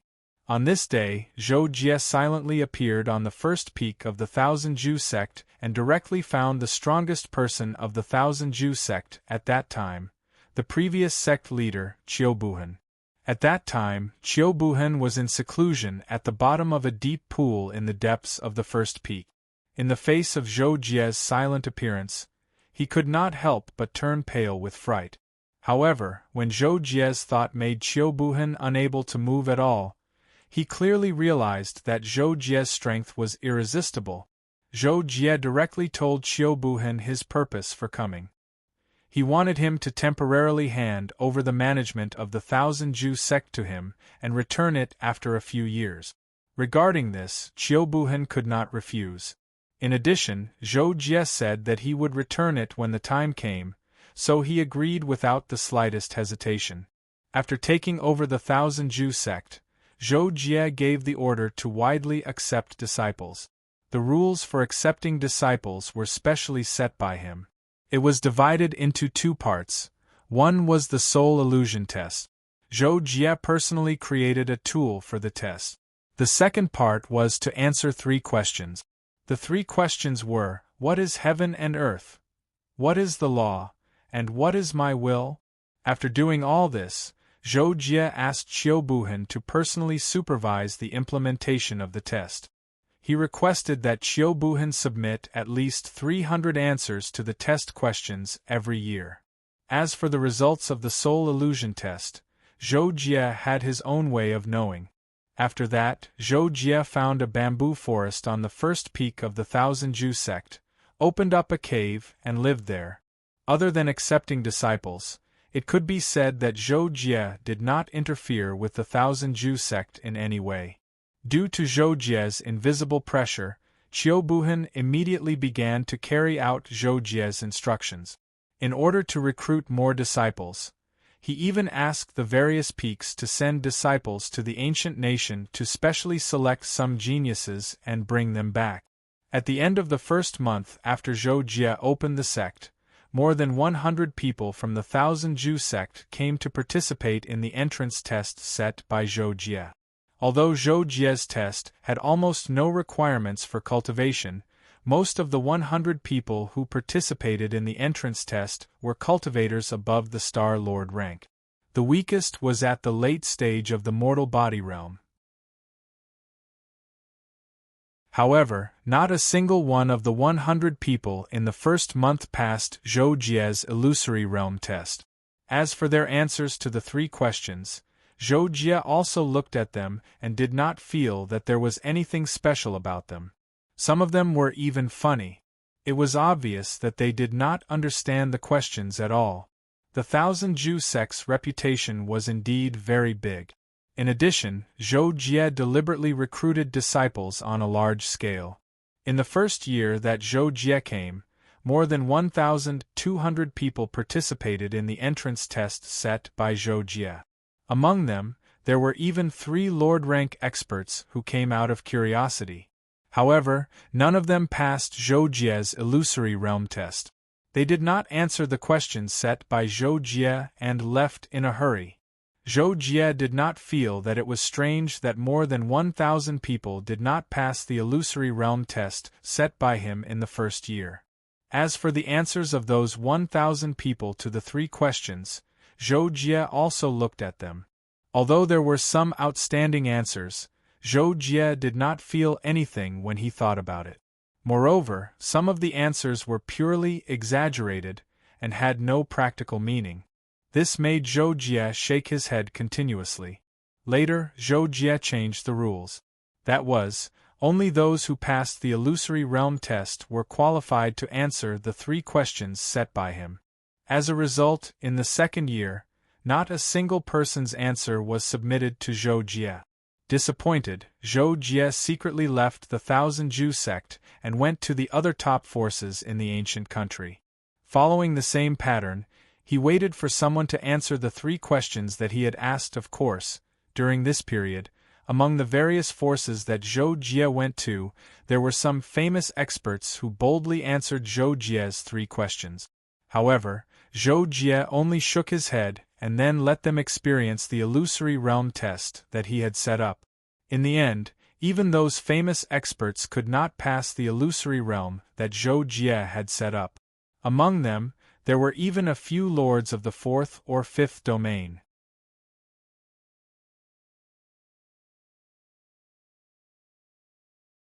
Chapter 432.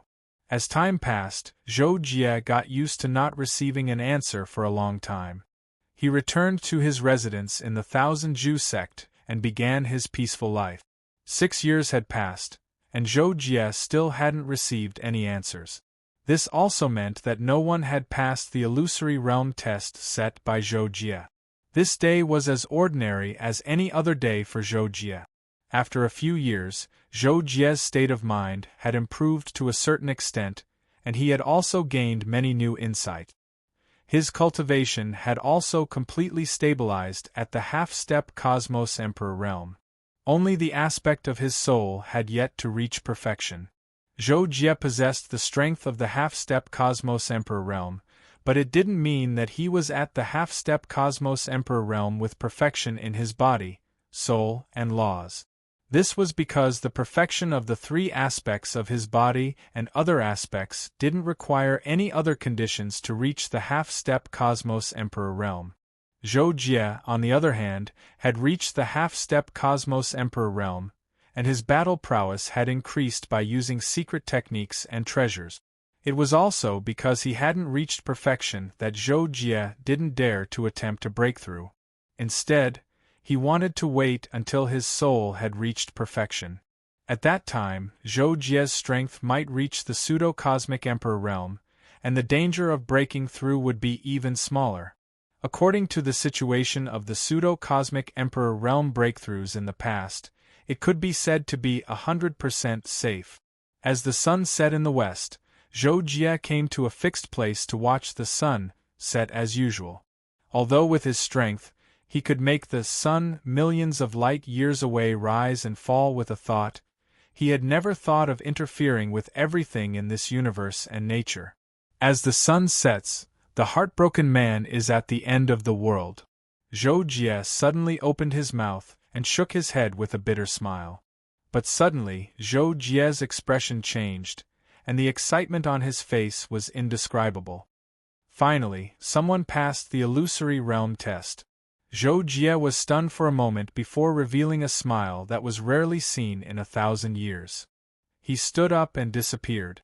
Within the Heavenly Mark country, one of the 4 great countries, there was a peak power called the Heavenly Chu sect.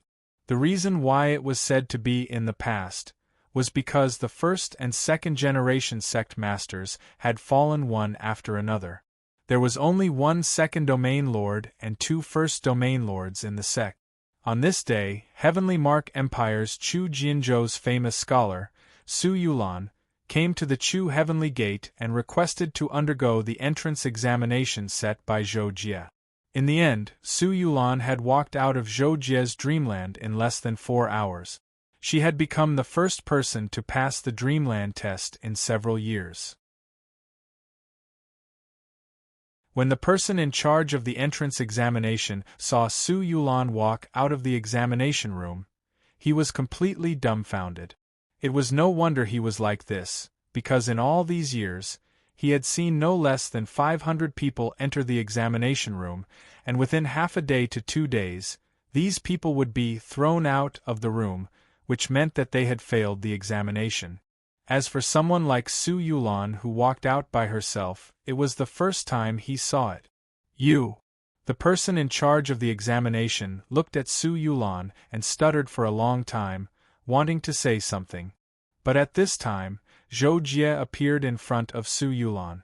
The moment he arrived, everyone and everything within a few miles fell into a state of stillness. Only Su Yulan calmly looked at Zhou Jie, not affected in the slightest. When Zhou Jie saw Su Yulan's calm gaze, he couldn't help but be surprised. From Zhou Jie's point of view, Su Yulan was just an ordinary person without any cultivation. Furthermore, he was over 50 years old and had lost most of his vitality. Facing his sudden appearance and the stillness of everyone and everything around him, he didn't show any surprise or fear. This was very commendable. After hesitating for a moment, Zhou Jie cupped his fists towards Su Yulan and said, "Mister, I have 3 questions that I would like to ask you. If you can give me a satisfactory answer, I can give you a good fortune. On this continent you can have anything you want." When Su Yulan heard Zhou Jie's words, he didn't find it strange at all. He just smiled faintly and said, "Ask away." Therefore, Zhou Jie's expression turned solemn as he said, "The first question, what is heaven and earth?" When Su Yulan heard the question, he tilted his head slightly. He first looked up at the sky, then lowered his head to look at the ground, and then fell into deep thought. After a long while, the corners of Su Yulan's mouth curled up slightly and he answered, "Heaven and earth create things like parents. Heaven and earth are heartless and treat all things like straw dogs. My thoughts are heaven and earth, so I am heaven and earth." "I am heaven and earth?" When Zhou Jie heard Su Yulan's answer, he was shocked and couldn't help but ask subconsciously. It wasn't the first time he heard such an answer, but it could also be said that it was the first time he heard such an answer. There were people who simply answered, "I am heaven and earth," among those who didn't pass the illusion before, but there was no one who gave a reasonable explanation like Su Yulan did. As for Su Yulan's answer, although Zhou Jie didn't think it was amazing, it was still unique. In addition, he had passed the illusion test, so Zhou Jie was a little nervous and asked the second question. The second question, what is the law? When Zhou Jie asked this question, he felt a little apologetic for a moment because Su Yulan was an ordinary person who didn't know how to cultivate. He might not even know the concept of the law, so how could he answer? Sure enough, Zhou Jie saw Su Yulan frown slightly after hearing the question. Fortunately, his expression quickly returned to calm and he tilted his head to think. This time, Su Yulan thought for a long time. Zhou Jie waited patiently and didn't urge him. Finally, Su Yulan looked up at Zhou Jie and said, "In my opinion, the law is the rule of heaven and earth. It can be seen but can't be touched. For example, the rain comes from the sky, returns to the ground, and finally returns to the sky. It's just that it doesn't go back when it comes, and it doesn't come back when it leaves. There is a force controlling it. I think this is the law you are talking about. Although I have never cultivated, I know some things about cultivators. I know that cultivators go against the heavens, perhaps to use the rules of heaven and earth, or even change them. You ask what the law is, what the rule is like asking why you are going against it, like asking who your enemy is. But, do you really understand them? If you treat it as an enemy, then it will resist you. If you treat it as a friend, then it will help you. So, in my opinion, what the law is, you have to ask yourself whether it is an enemy or a friend." After Su Yulan finished speaking, she calmly swept a glance at Zhou Jie. Zhou Jie couldn't help but be stunned in place. There was a feeling of sudden realization in his heart. However, Zhou Jie quickly collected his emotions, suppressed the excitement in his heart, and sniffed out the third question. "Okay, then there is one last question. May I ask, what is my intention?" This time, when he heard Zhou Jie's question, Su Yulan didn't think like before. Instead, he laughed instantly. He laughed calmly, as if he had heard a childish question from a child, and couldn't help laughing. This made Zhou Jie stunned, and he didn't know what to do. Right at this moment, Su Yulan maintained the smile on his face and said directly, "My intention is the heavens, my intention is the earth, my intention is the myriad of things, my intention is the infinite. Everything can be born and everything can be destroyed where my heart points." When Zhou Jie heard this, his mind shook once more. Right when he was pondering, Su Yulan glanced deeply at Zhou Jie and said, "I was originally insignificant in the mortal world, but I can also point my heart towards the heavens." Su Yulan's last sentence was like a blow to the head, and it smashed open the doubts in Zhou Jie's heart, causing him to suddenly come to a realization and be enlightened. "I was originally insignificant in the mortal world, but I can also point my heart towards the heavens. This is probably where the profundity of heart force lies." Zhou Jie came to a realization, and he suddenly had a grasp of the direction of the illusory heart force. Before, I always thought that heart force was a state of soul force condensed to the limit. This could be said to be correct, but in a true sense, heart force might be a kind of soul law. Only after comprehending it and breaking free from the limits of soul force can one comprehend it. Back then, when Emperor Tianqi was in a desperate situation, perhaps because he missed Sister Qingxian, his will to live surpassed the limits of his soul, and he naturally formed the laws of the universe, producing heart force. Now, if I want to comprehend heart force, I only need to. Zhou Jie's mind raced, and he couldn't help but smile happily. This smile even surprised Su Yulan, and then she smiled as well, clearly understanding that Zhou Jie had been enlightened. Many thanks for Mr.'s guidance. According to what I said, I can help Mr. fulfill any wish as long as it is within my ability. Zhou Jie quickly cupped his fists in delight.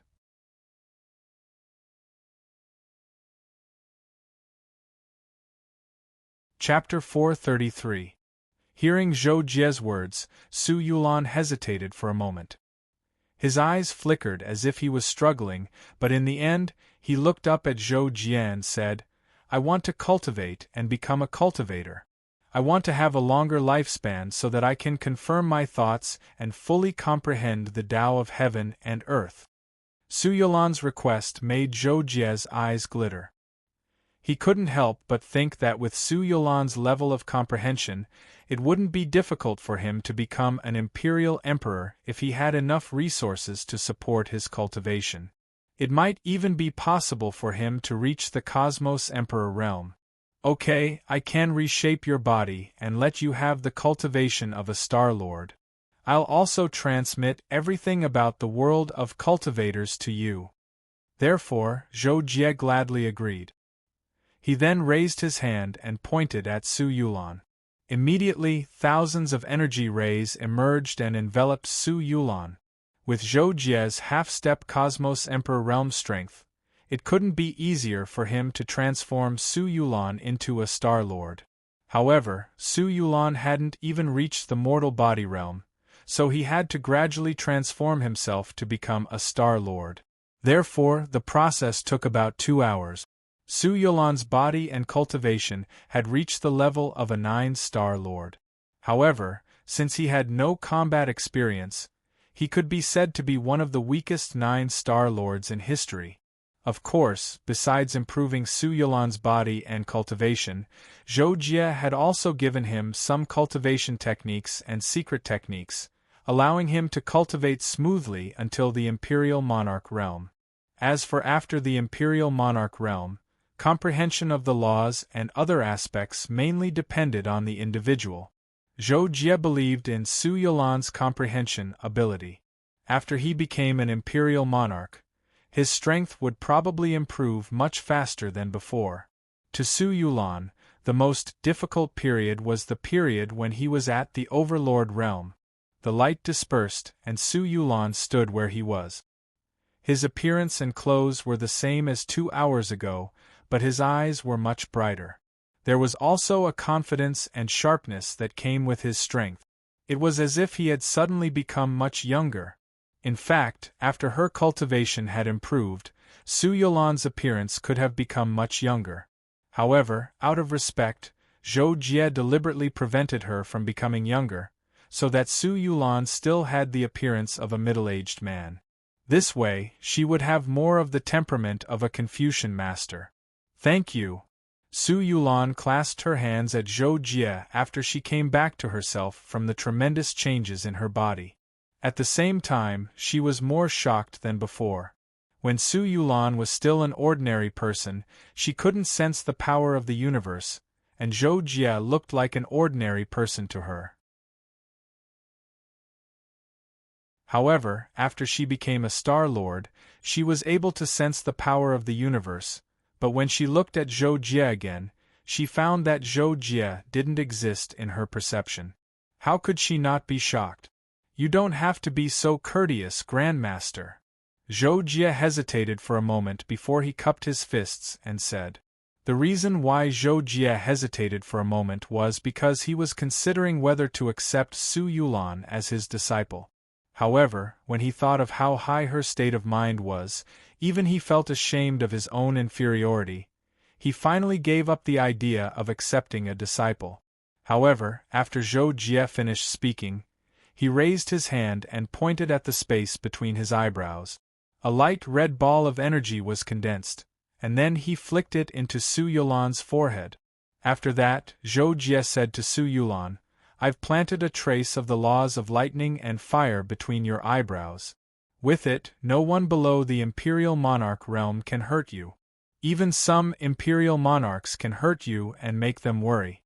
In this way, you can be more casual on Rain God Continent and seek your Tao." Su Yulan was about to express her gratitude when Zhou Jie smiled and interrupted her. "We'll meet again if fate wills it." Before he could finish speaking, Zhou Jie had already vanished. Su Yulan looked at the place where Zhou Jie had been standing just now and was slightly stunned. After a long time, her gaze became firm, and she turned around and left. A long, long time later, Su Yulan indeed became a legendary expert just as Zhou Jie had imagined. This is a story for later. After Zhou Jie bid farewell to Su Yulan, he returned to the stone house on Thousand Jusek's first peak and entered a state of enlightenment. About half an hour later, Zhou Jie opened his eyes. After thinking for a moment, he transmitted a message to Kakashi, who was millions of miles away, telling him that he would be temporarily entering the space of the Six Paths of Wonder. Then, he took out the Six Paths world. It turned out that this time, although Zhou Jie had some enlightenment and determined the direction of cultivation, it was like solving a difficult problem. Even if he had an idea, he still needed to try again and again before he could succeed.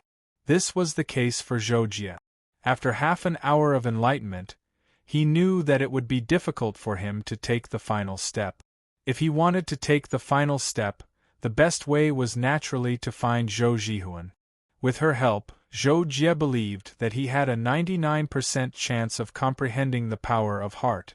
On the 1404th day since Zhou Jie entered the Six Paths world, the door of the stone house suddenly opened. Dressed in black, Zhou Jie walked out and looked up at the sky. Zhou Jie looked up and his soul power extended endlessly. Like a sharp arrow, it pierced in a certain direction until it was pulled taut by the long rope at the end of the arrow. The range of my senses has increased by at least 3 times. The power of heart is really amazing. No wonder Imperial Emperor Tianqi's senses were even stronger than mine and sister Qin Xian's. Zhou Jie tested the limits of his senses after comprehending the power of heart, and he couldn't help but smile. Then, Zhou Jie retracted his gaze and with a step, he teleported a few light years away and appeared in the space above the Yushan continent. Right here, I will enter the Universe Emperor realm. Zhou Jie randomly picked a space without any impurities, and with a thought, a terrifying power was released from his body. This power was a combination of Zhou Jie's Tao Divine Body's energy, the power of laws, and the will of his soul. It was the true, perfect power of the Imperial Emperor level. This time, Zhou Jie was going to trigger the universe's origin laws to target the limits of the Universe Emperor realm, causing the 3 tribulations of Universe Emperor realm to descend upon him. If he succeeded in this trial, Zhou Jie's Tao of Divine Body, Divine Soul, and laws would undergo a qualitative transformation, and he would step into the Universe Emperor realm. If he failed, Zhou Jie's Tao of Divine Body, Divine Soul, and laws would all be wiped out, and he would no longer exist. After Zhou Jie released the ultimate power, the space around him suddenly rumbled and became chaotic. Countless pitch-black wormholes appeared along with the collapse of space, and an indescribably terrifying power instantly acted on Zhou Jie's body.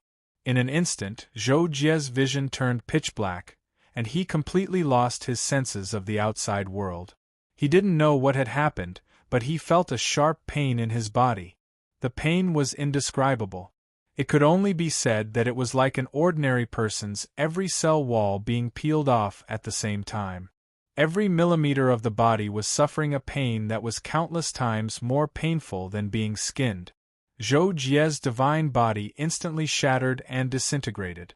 Not to mention that his divine body was comparable to that of an ordinary Dao Fusion Realm Emperor universe. Even an extraordinary body would collapse in the face of the Universe Emperor's 3 tribulations. If it were before he comprehended the heart force, Zhou Jie didn't doubt that he would fail in the advancement at this moment, and his divine soul would be destroyed, and he would no longer exist. However, at this moment, Zhou Jie relied on the support of his powerful heart force to keep his divine soul intact. If his divine soul wasn't destroyed, his divine body and laws could be regenerated. In the face of the Universe Emperor's 3 tribulations, the divine body and laws of any Imperial Emperor cultivator couldn't resist. They could only struggle in the midst of shattering, and only the divine soul could resist. Once the divine soul was destroyed, it meant true death and eternal damnation. Zhou Jie felt that the Universe Emperor's 3 tribulations was very long, but in reality, it only took a few minutes. The indescribable pain receded like a tide, and Zhou Jie felt his body become light. All of his senses rapidly returned, and they were continuously strengthened and magnified. This situation lasted for a short while. Zhou Jie unconsciously opened his eyes, and with a thought, he withdrew all of his senses. At the same time, Zhou Jie's entire body emitted wisps of black and gold light. These wisps of light seemed to penetrate every single particle of his divine body, and they continuously dissipated like smoke. Finally, under Zhou Jie's conscious control, they all merged into the void and disappeared. After doing all this, Zhou Jie transformed into a new set of clothes and calmly scanned his surroundings. No one knew what he was looking at. In the end, he seemed to sigh and looked at the distant river of stars with a trace of sorrow in his eyes. After reaching the Universe Emperor realm, Zhou Jie saw the so-called True Spirit River for the first time.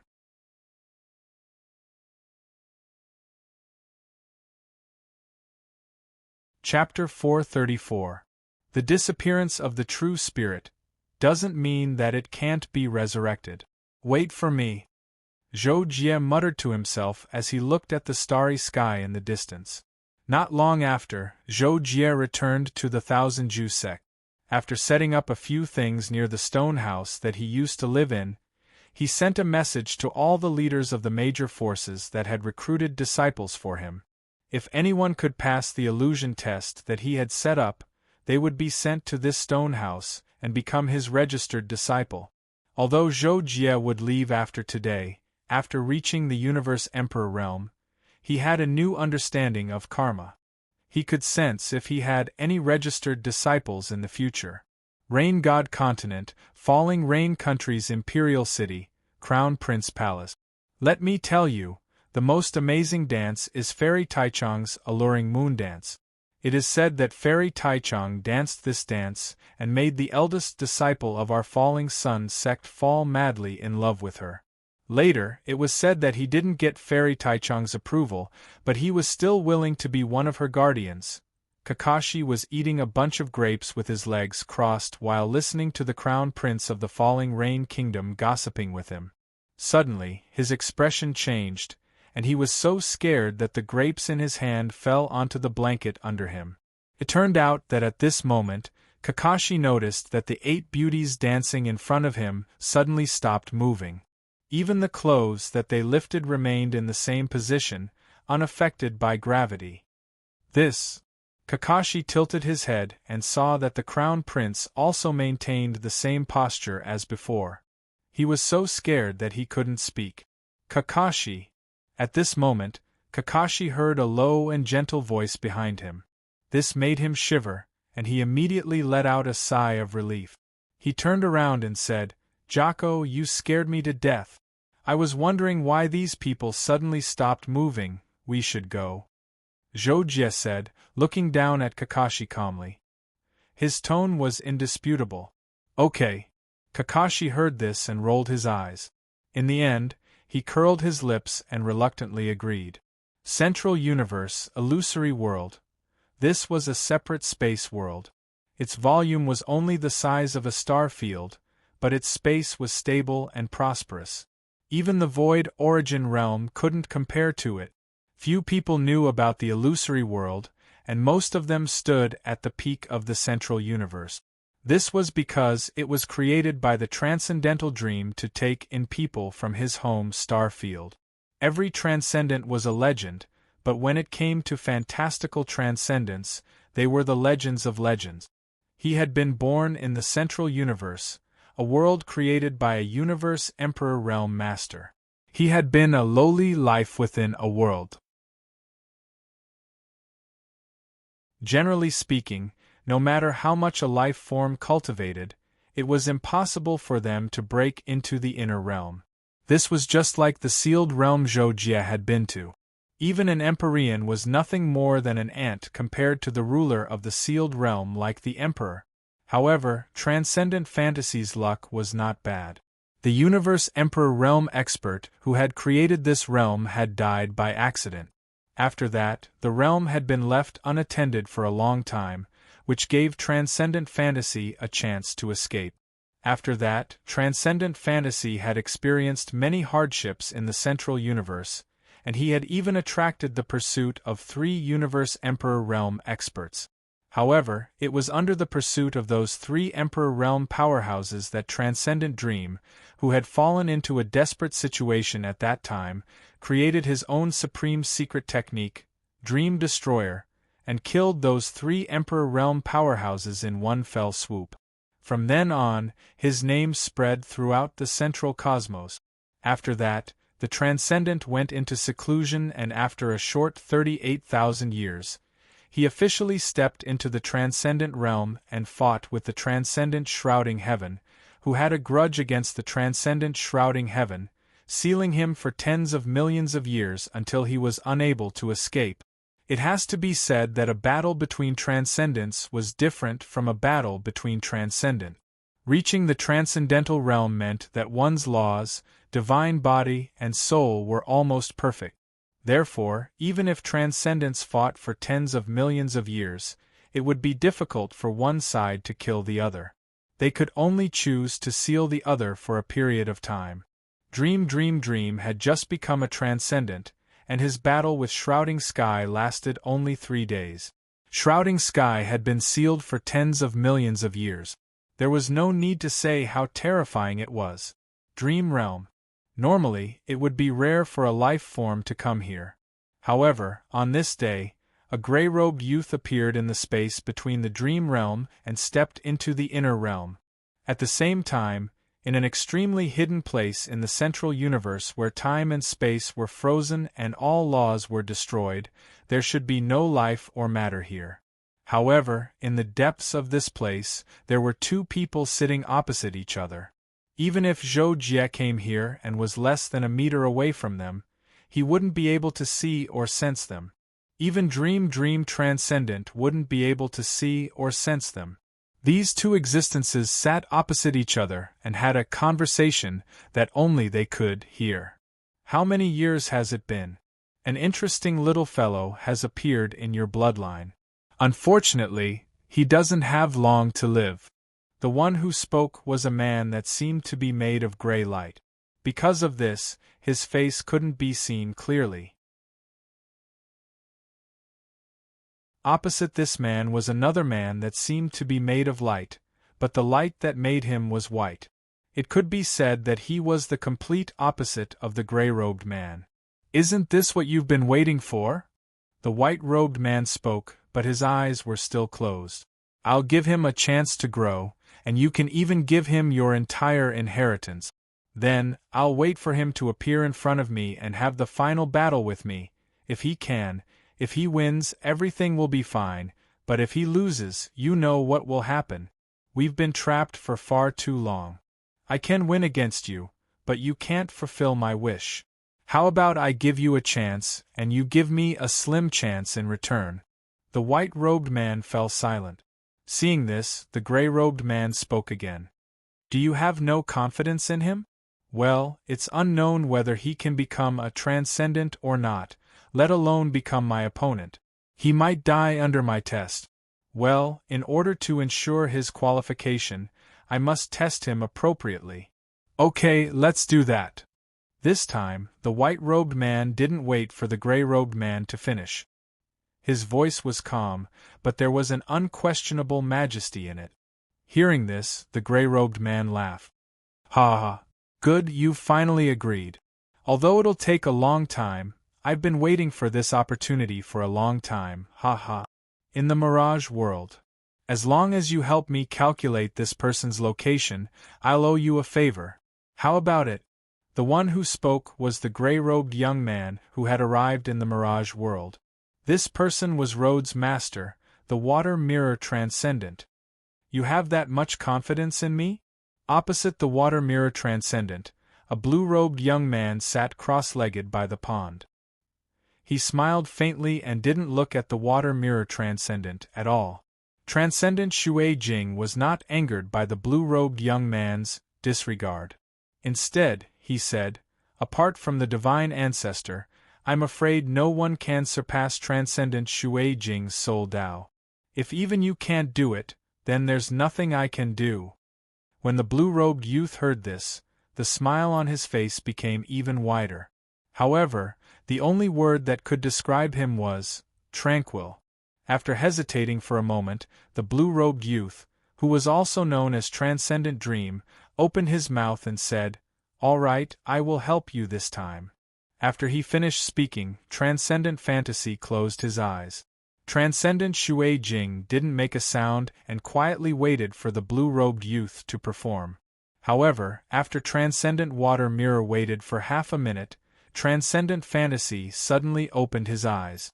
There was a trace of unconcealable astonishment in his eyes. What's wrong? Could it be that even you can't detect this person? Transcendent Shui Jing couldn't help but ask in surprise when he saw Transcendent Fantasy's reaction. However, Transcendent Fantasy only replied, "I'm sorry, I can't help you find this person for the time being.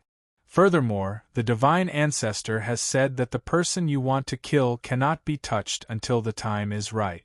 But when the time is right, you will have the opportunity to kill him." Transcendent Shui Jing's expression changed greatly when he heard Transcendent Fantasy's sudden words. He couldn't help but ask, "Did the Divine Ancestor tell you this? How is that possible?"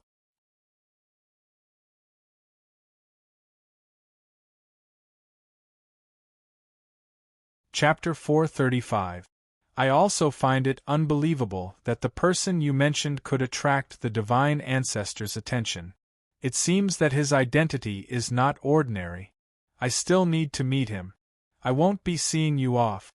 The Transcendent Fantasy said. When the Shui Jing Transcendent heard this, he couldn't help but feel even more surprised. He opened his mouth to speak, but he saw that the Transcendent Dreamlike Transcendent was looking straight ahead. It was obvious that the Transcendent Dreamlike Transcendent had no intention of paying attention to him. Considering the Divine Ancestor's interference in this matter, the Shui Jing Transcendent finally chose to keep his mouth shut. Zhou Jie and Kakashi left the Rain God continent on the Xiaoyu airship. There was a pile of food in the airship, and they sat and chatted happily.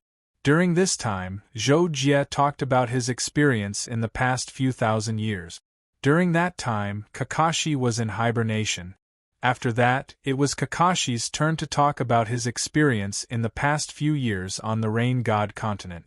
Although Zhou Jie talked about his experience in the past few thousand years, there was very little content.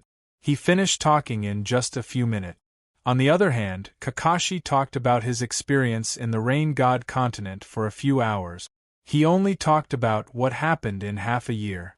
Zhou Jie patiently listened to Kakashi's narration. From time to time, he would take a sip of his drink and eat some snack. He felt very satisfied. It could even be said that he had not been so satisfied in the past few thousand years. If Shui is also here, then everything will be perfect. I won't have to care about anything else. It's good that I can live peacefully like this, Zhou Jie suddenly thought. he did not notice that the Transcendent Fantasy's avatar was standing on top of the airship. So that's how it is. But just based on his bloodline, he shouldn't have been taken seriously by the Li clan's divine ancestor. There must be something else going on. The transcendent doppelganger looked at the flying boat beneath his feet and said thoughtfully, "Forget it. It's not time for me to understand it yet. If this child can break the illusion, I think I can deduce the Li clan's divine ancestor's thoughts." After muttering these words to himself, the transcendent fantasy slowly walked out. His figure rapidly turned illusory and gradually disappeared into the distance. The flying boat continued to move forward, and Zhou Jie and Kakashi, who were inside, continued to listen and narrate with great pleasure. After a long time, Zhou Jie suddenly frowned and interrupted Kakashi's narration. "Wait, Kakashi. What's wrong, Jocko?" Kakashi was baffled and couldn't help but ask. Zhou Jie asked, but shook his head and said, "Something is wrong. I feel that something is wrong. My thoughts are suddenly very chaotic. Let me calm down first." After saying that, Zhou Jie stood up and walked towards the outer room. He came to an empty room in the flying boat alone. "Schwer! Something is wrong. Why can't I stop thinking about it? But it's impossible for me to give up on cultivating. I cultivate for Schwer, but these thoughts keep appearing. It's as if someone is affecting my soul." Thinking of this, Zhou Jie's brows knitted together like a knife. He then closed his eyes and fully activated the heart-cleansing bell. Waves of soothing energy flowed into his soul realm. Gradually, Zhou Jie immersed himself in it and forgot all the distracting thoughts from before. Not long after, Zhou Jie opened his eyes and soul force surged out.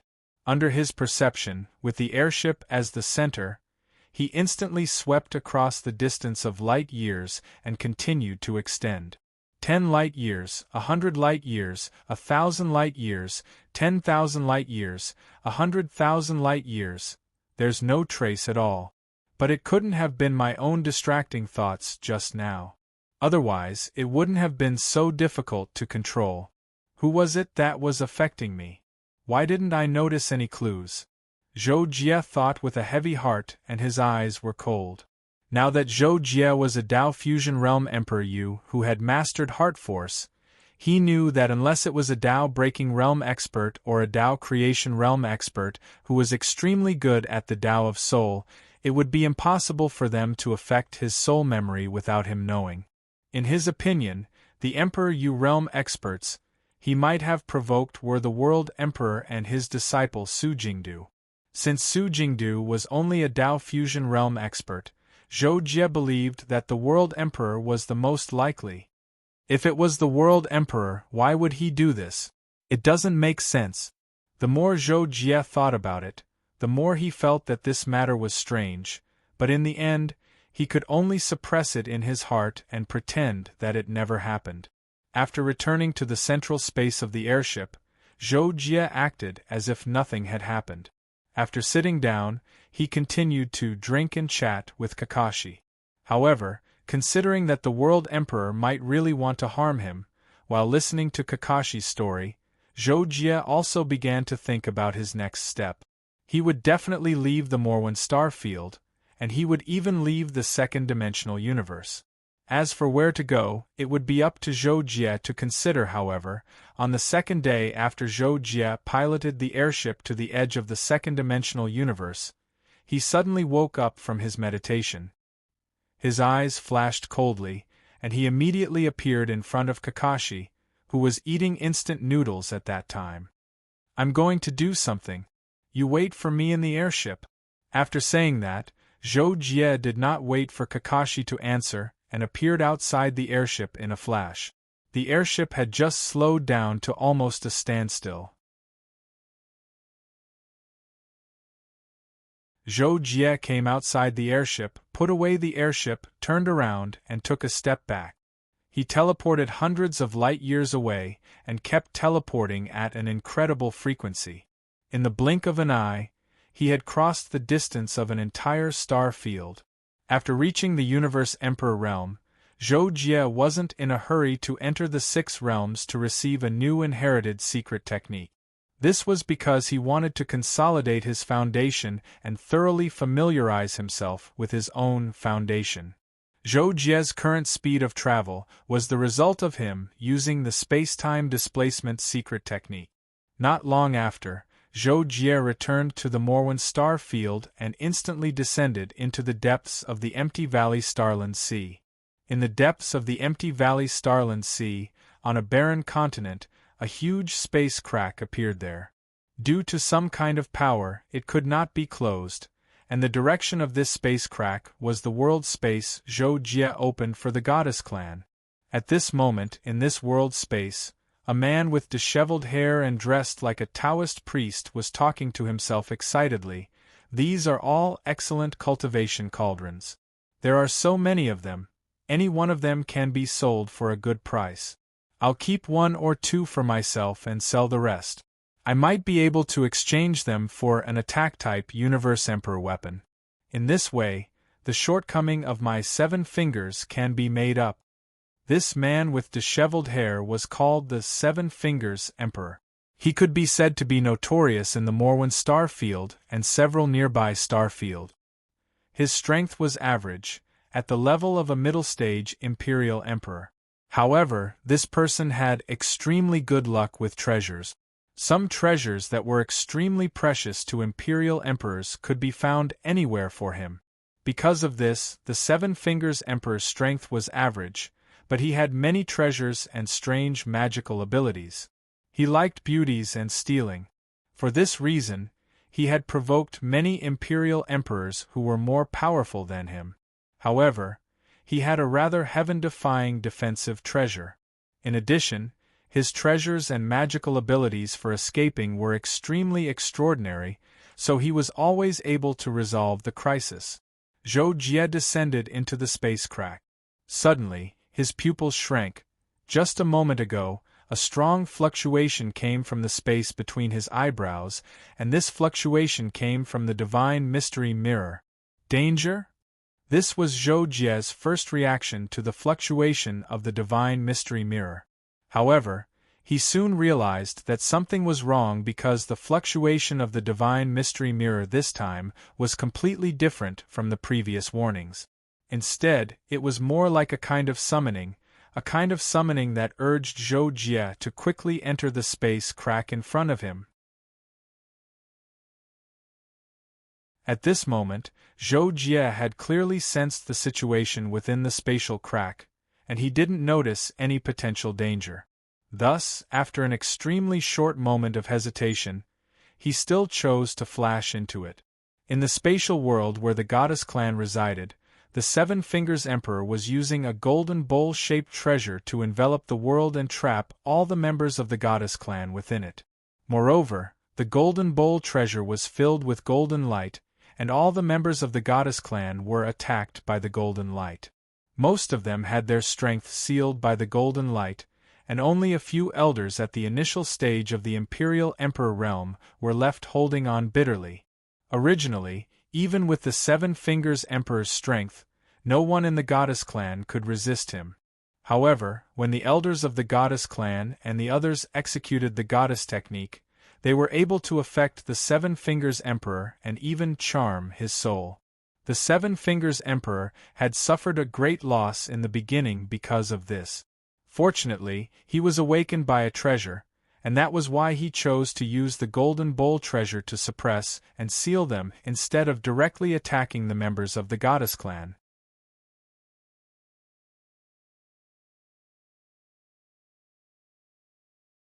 Chapter 436. Zhou Jie silently appeared behind the 7 Fingers Celestial Emperor and looked at him coldly. However, the 7 Fingers Celestial Emperor was in a state of agitation. Even though Zhou Jie didn't deliberately hide his aura and fluctuations, he still didn't notice it. However, the 7 Fingers Celestial Emperor was an emperor after all. After about 2 seconds, his expression changed. Without hesitation, he threw a black light at Zhou Jie, who was behind him. The jet black light was an extremely withered leaf, and it swiftly enlarged as it flew towards Zhou Jie. Moreover, it emanated a strange fluctuation that even imperial monarchs at the later realm would be moved by it. However, facing Zhou Jie, who was already at the Emperor Universe realm, the withered leaf instantly shrank to its original size when it was less than half a meter away from him. Then, Zhou Jie raised his hand and grabbed it. At this moment, the Seven Fingers Emperor had already turned around and flew to a higher place. When he saw Zhou Jie, he was terrified because in his perception, Zhou Jie's aura was faintly discernible and couldn't be detected at all. In this situation, there was only one possibility, and that was that Zhou Jie's cultivation level was far higher than his. This person is at least a peak emperor. It's over, it's over. My beauties, alas, it's more important to stay alive. The Seven Fingers Emperor thought quickly. When he flew to the sky and saw Zhou Jie clearly, he took out a long sword without an edge. After activating it, he broke through the void and disappeared. Zhou Jie's expression was calm, but there was unconcealable shock or astonishment in his eyes. When the Seven Fingers Emperor took out the sword without an edge, the Tianji mirror between his eyebrows emitted an extremely strong fluctuation. It even seemed like it was going to burst out from between Zhou Jie's eyebrows. Suppressing the excitement in his heart, Zhou Jie broke the golden bowl treasure that was suppressing the female clansman with a thought. Then, he took a step forward and chased after the Seven Fingers Emperor. What kind of treasure is that sword? It can actually awaken the Tianji mirror? The more Zhou Jie thought about it, the more excited he became. He took a few steps forward and instantly caught up to the Seven Fingers Emperor. He raised his hand and grabbed at the void. Under the lead of the edgeless middle sword, the Seven Fingers Celestial Emperor's speed almost reached the level of a peak Celestial Emperor. Just as he ran for about 2 seconds and was overjoyed when he sensed that Zhou Jie had not caught up to him, Zhou Jie appeared in the spatial torrent behind the Seven Fingers Celestial Emperor and raised his hand. With this grip, the Seven Fingers Celestial Emperor felt a monstrous force instantly drowning him. At the same time, the edgeless middle sword in his hand automatically absorbed a large amount of his energy, releasing an extremely powerful shield to resist. In a pitch-black starry sky, a large expanse of space suddenly shattered, and a dazzling light was released. The Seven Fingers Imperial Emperor fell out from within, and Zhou Jie followed closely behind with a changed expression. This person relied on that sword to block my simple grasp.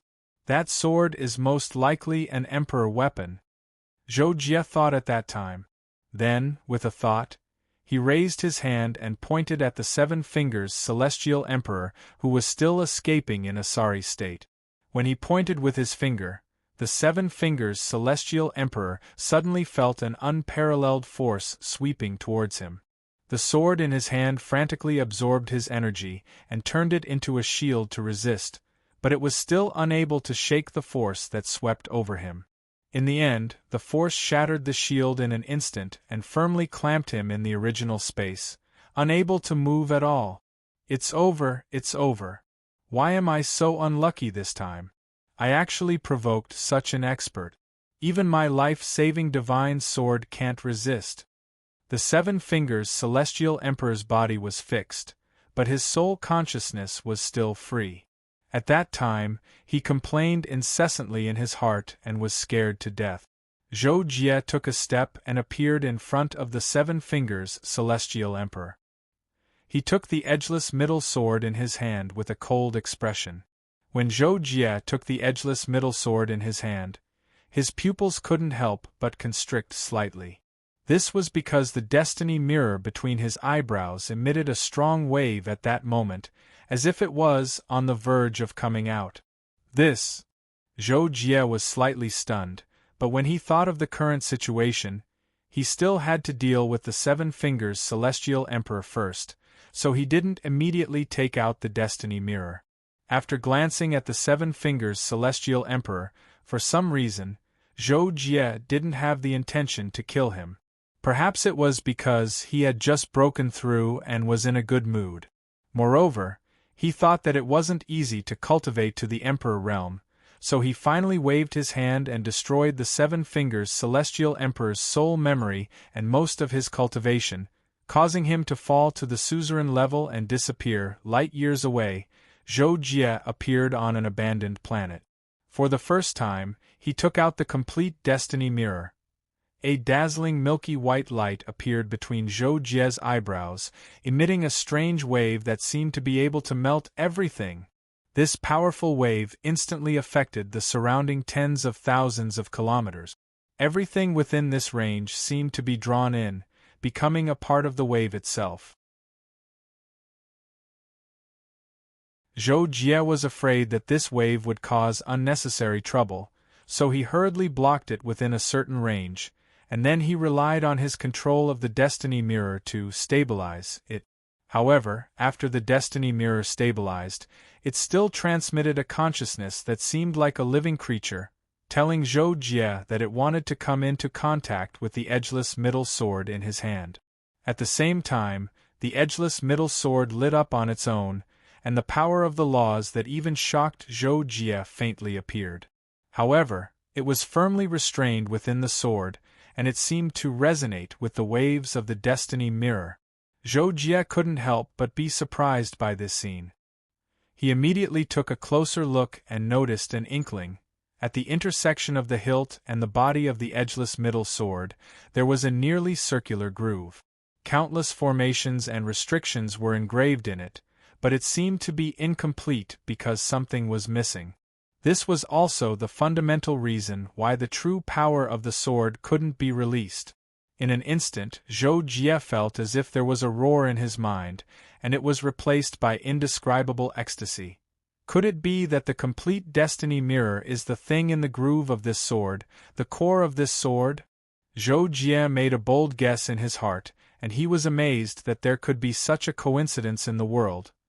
He had obtained the incomplete Destiny Mirror by chance, and he didn't get the core of the Destiny Mirror until he met Rhodes' doppelganger when he became an Imperial Emperor.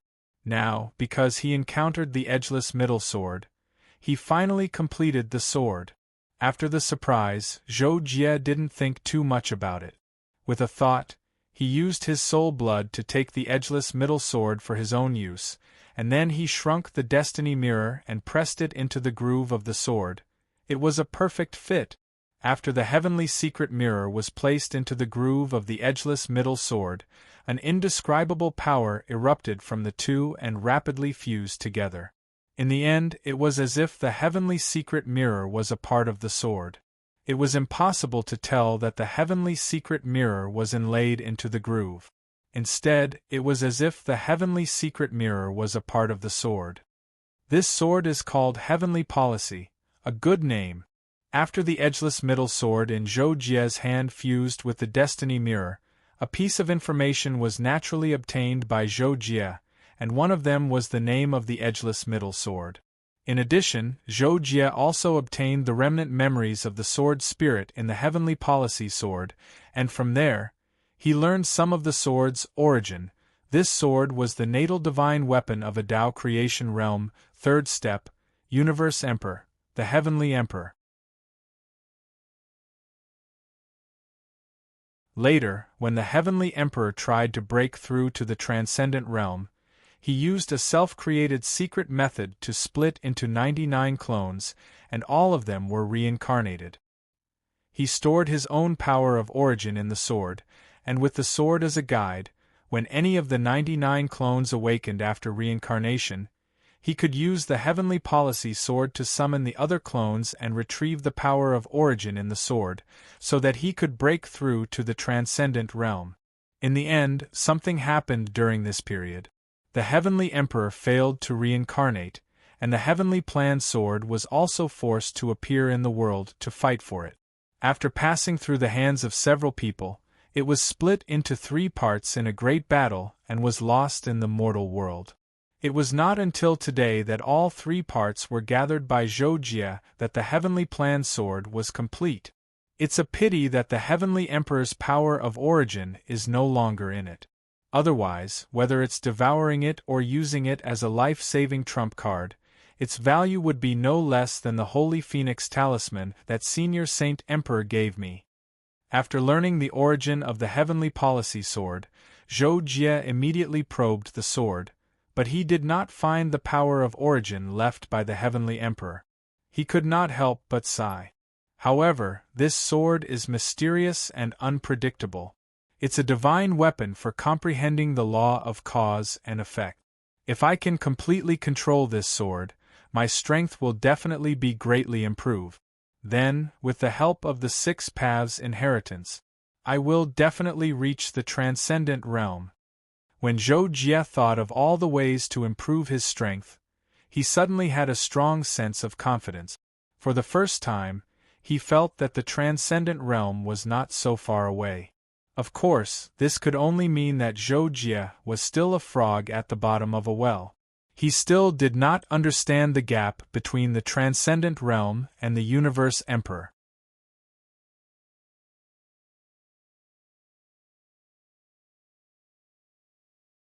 Chapter 437.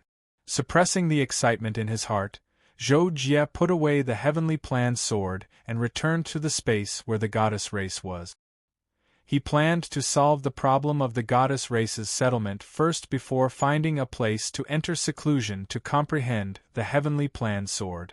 Zhou Jie returned to the space where the goddess race was and found that all the goddess race members were still gathered there and arranged neatly. Clearly, they were waiting for him. Seeing Zhou Jie's figure appear in the sky, Elder Bai immediately took the lead and bowed to Zhou Jie. "Welcome, Lord Celestial Emperor." Following Elder Bai's words, all the members of the goddess race shouted, "Welcome, Lord Celestial Emperor." Zhou Jie remained unmoved, and it was even to the extent that he didn't explain that his current cultivation wasn't at the imperial monarch realm.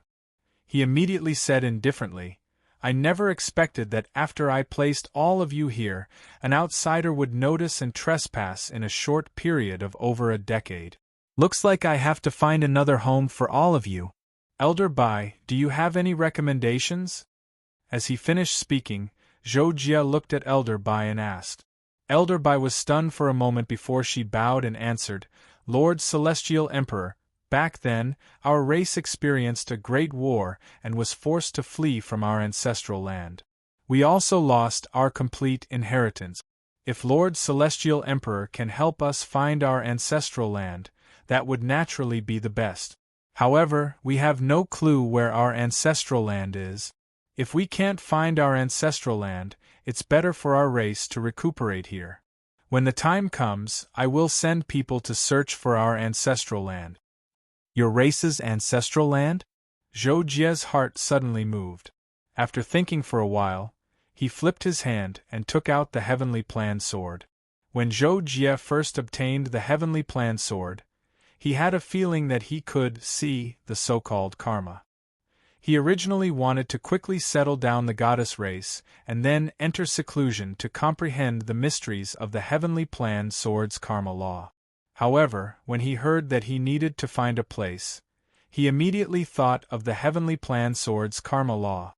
The karma law was to follow the cause and deduce the effect, or find the cause and obtain the cause.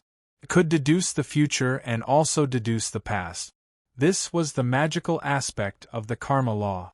Back when Zhou Jie had obtained the incomplete Heavenly Secrets Mirror, he had discovered that it had an unstable seek fortune and avoid disaster effect. He believed that its effects would be more heaven-defying after it was complete. However, before Zhou Jie could test the effects of the complete Heavenly Secrets Mirror, he had obtained the Heavenly Planned Sword. The complete Heavenly Planned Sword contained the complete karma laws of the Heavenly Secret Mirror and its own powerful karma origin energy, forming a perfect strand of karma origin law. With this karma origin law, Zhou Jie could begin to understand and control karma. To a certain extent, he could predict the future and retrace the past. With the Heavenly Planned Sword in hand, Zhou Jie's soul power surged into it.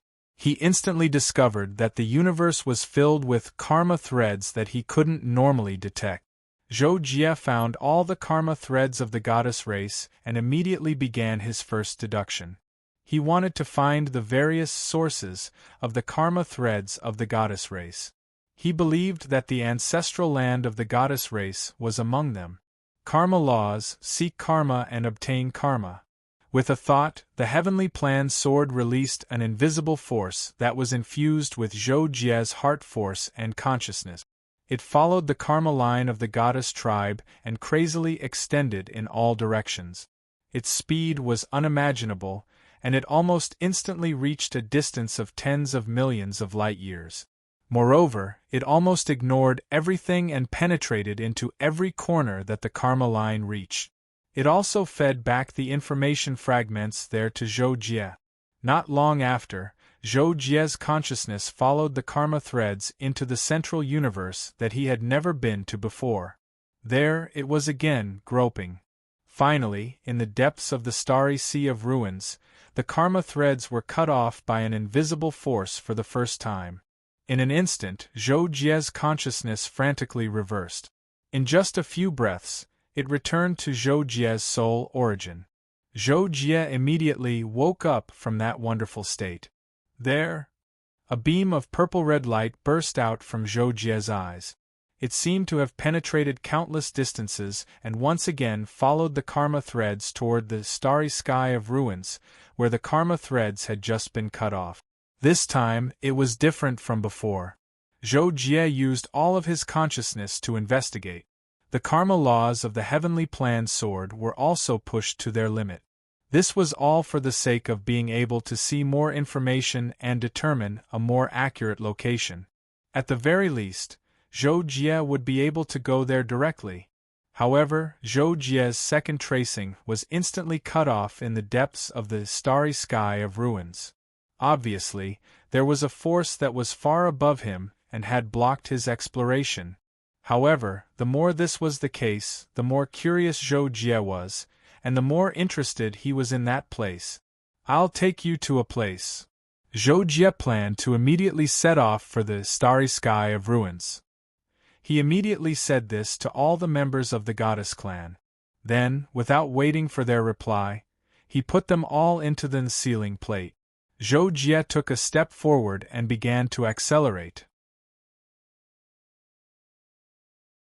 Since breaking through to the Universe Emperor realm, this was the first time he had displayed a speed that was close to the limit. In the blink of an eye, he had passed through several star regions.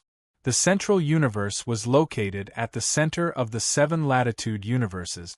Its size was unimaginable, but it seemed to exist in another space. In the space of the 7 latitude universes, the central universe was just a singularity.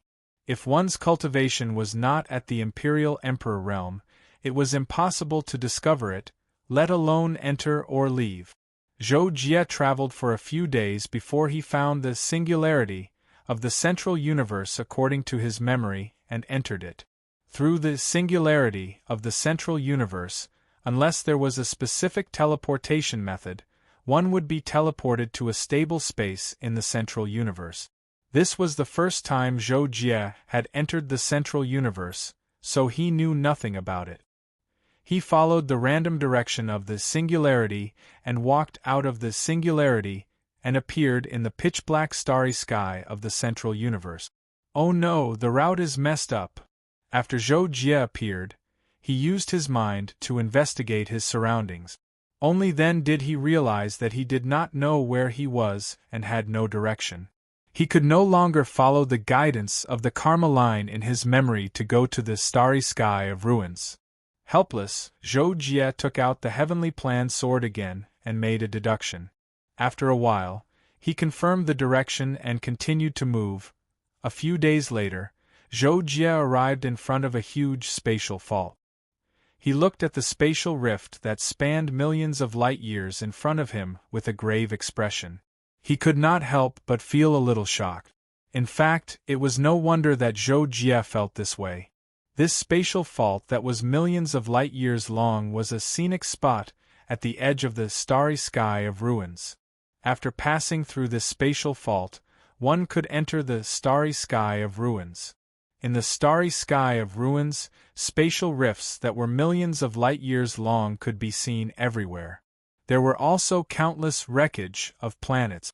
In addition, there were countless spatial rifts and black holes of various sizes. It could be said that the starry sky of ruins was a huge interstellar dead zone. Ordinary life forms could not survive in it at all. Even those below the Imperial Lord realm did not have the right to walk freely in it. Therefore, this vast starry sky was also rarely visited. It was precisely because of this that Zhou Jie could not help but feel shocked in his heart.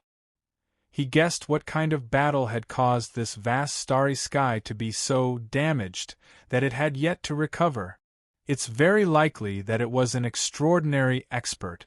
The aura left behind in this spatial rift is extremely terrifying. It far surpasses my current realm. Zhou Jie sighed as he stood in front of the huge spatial rift.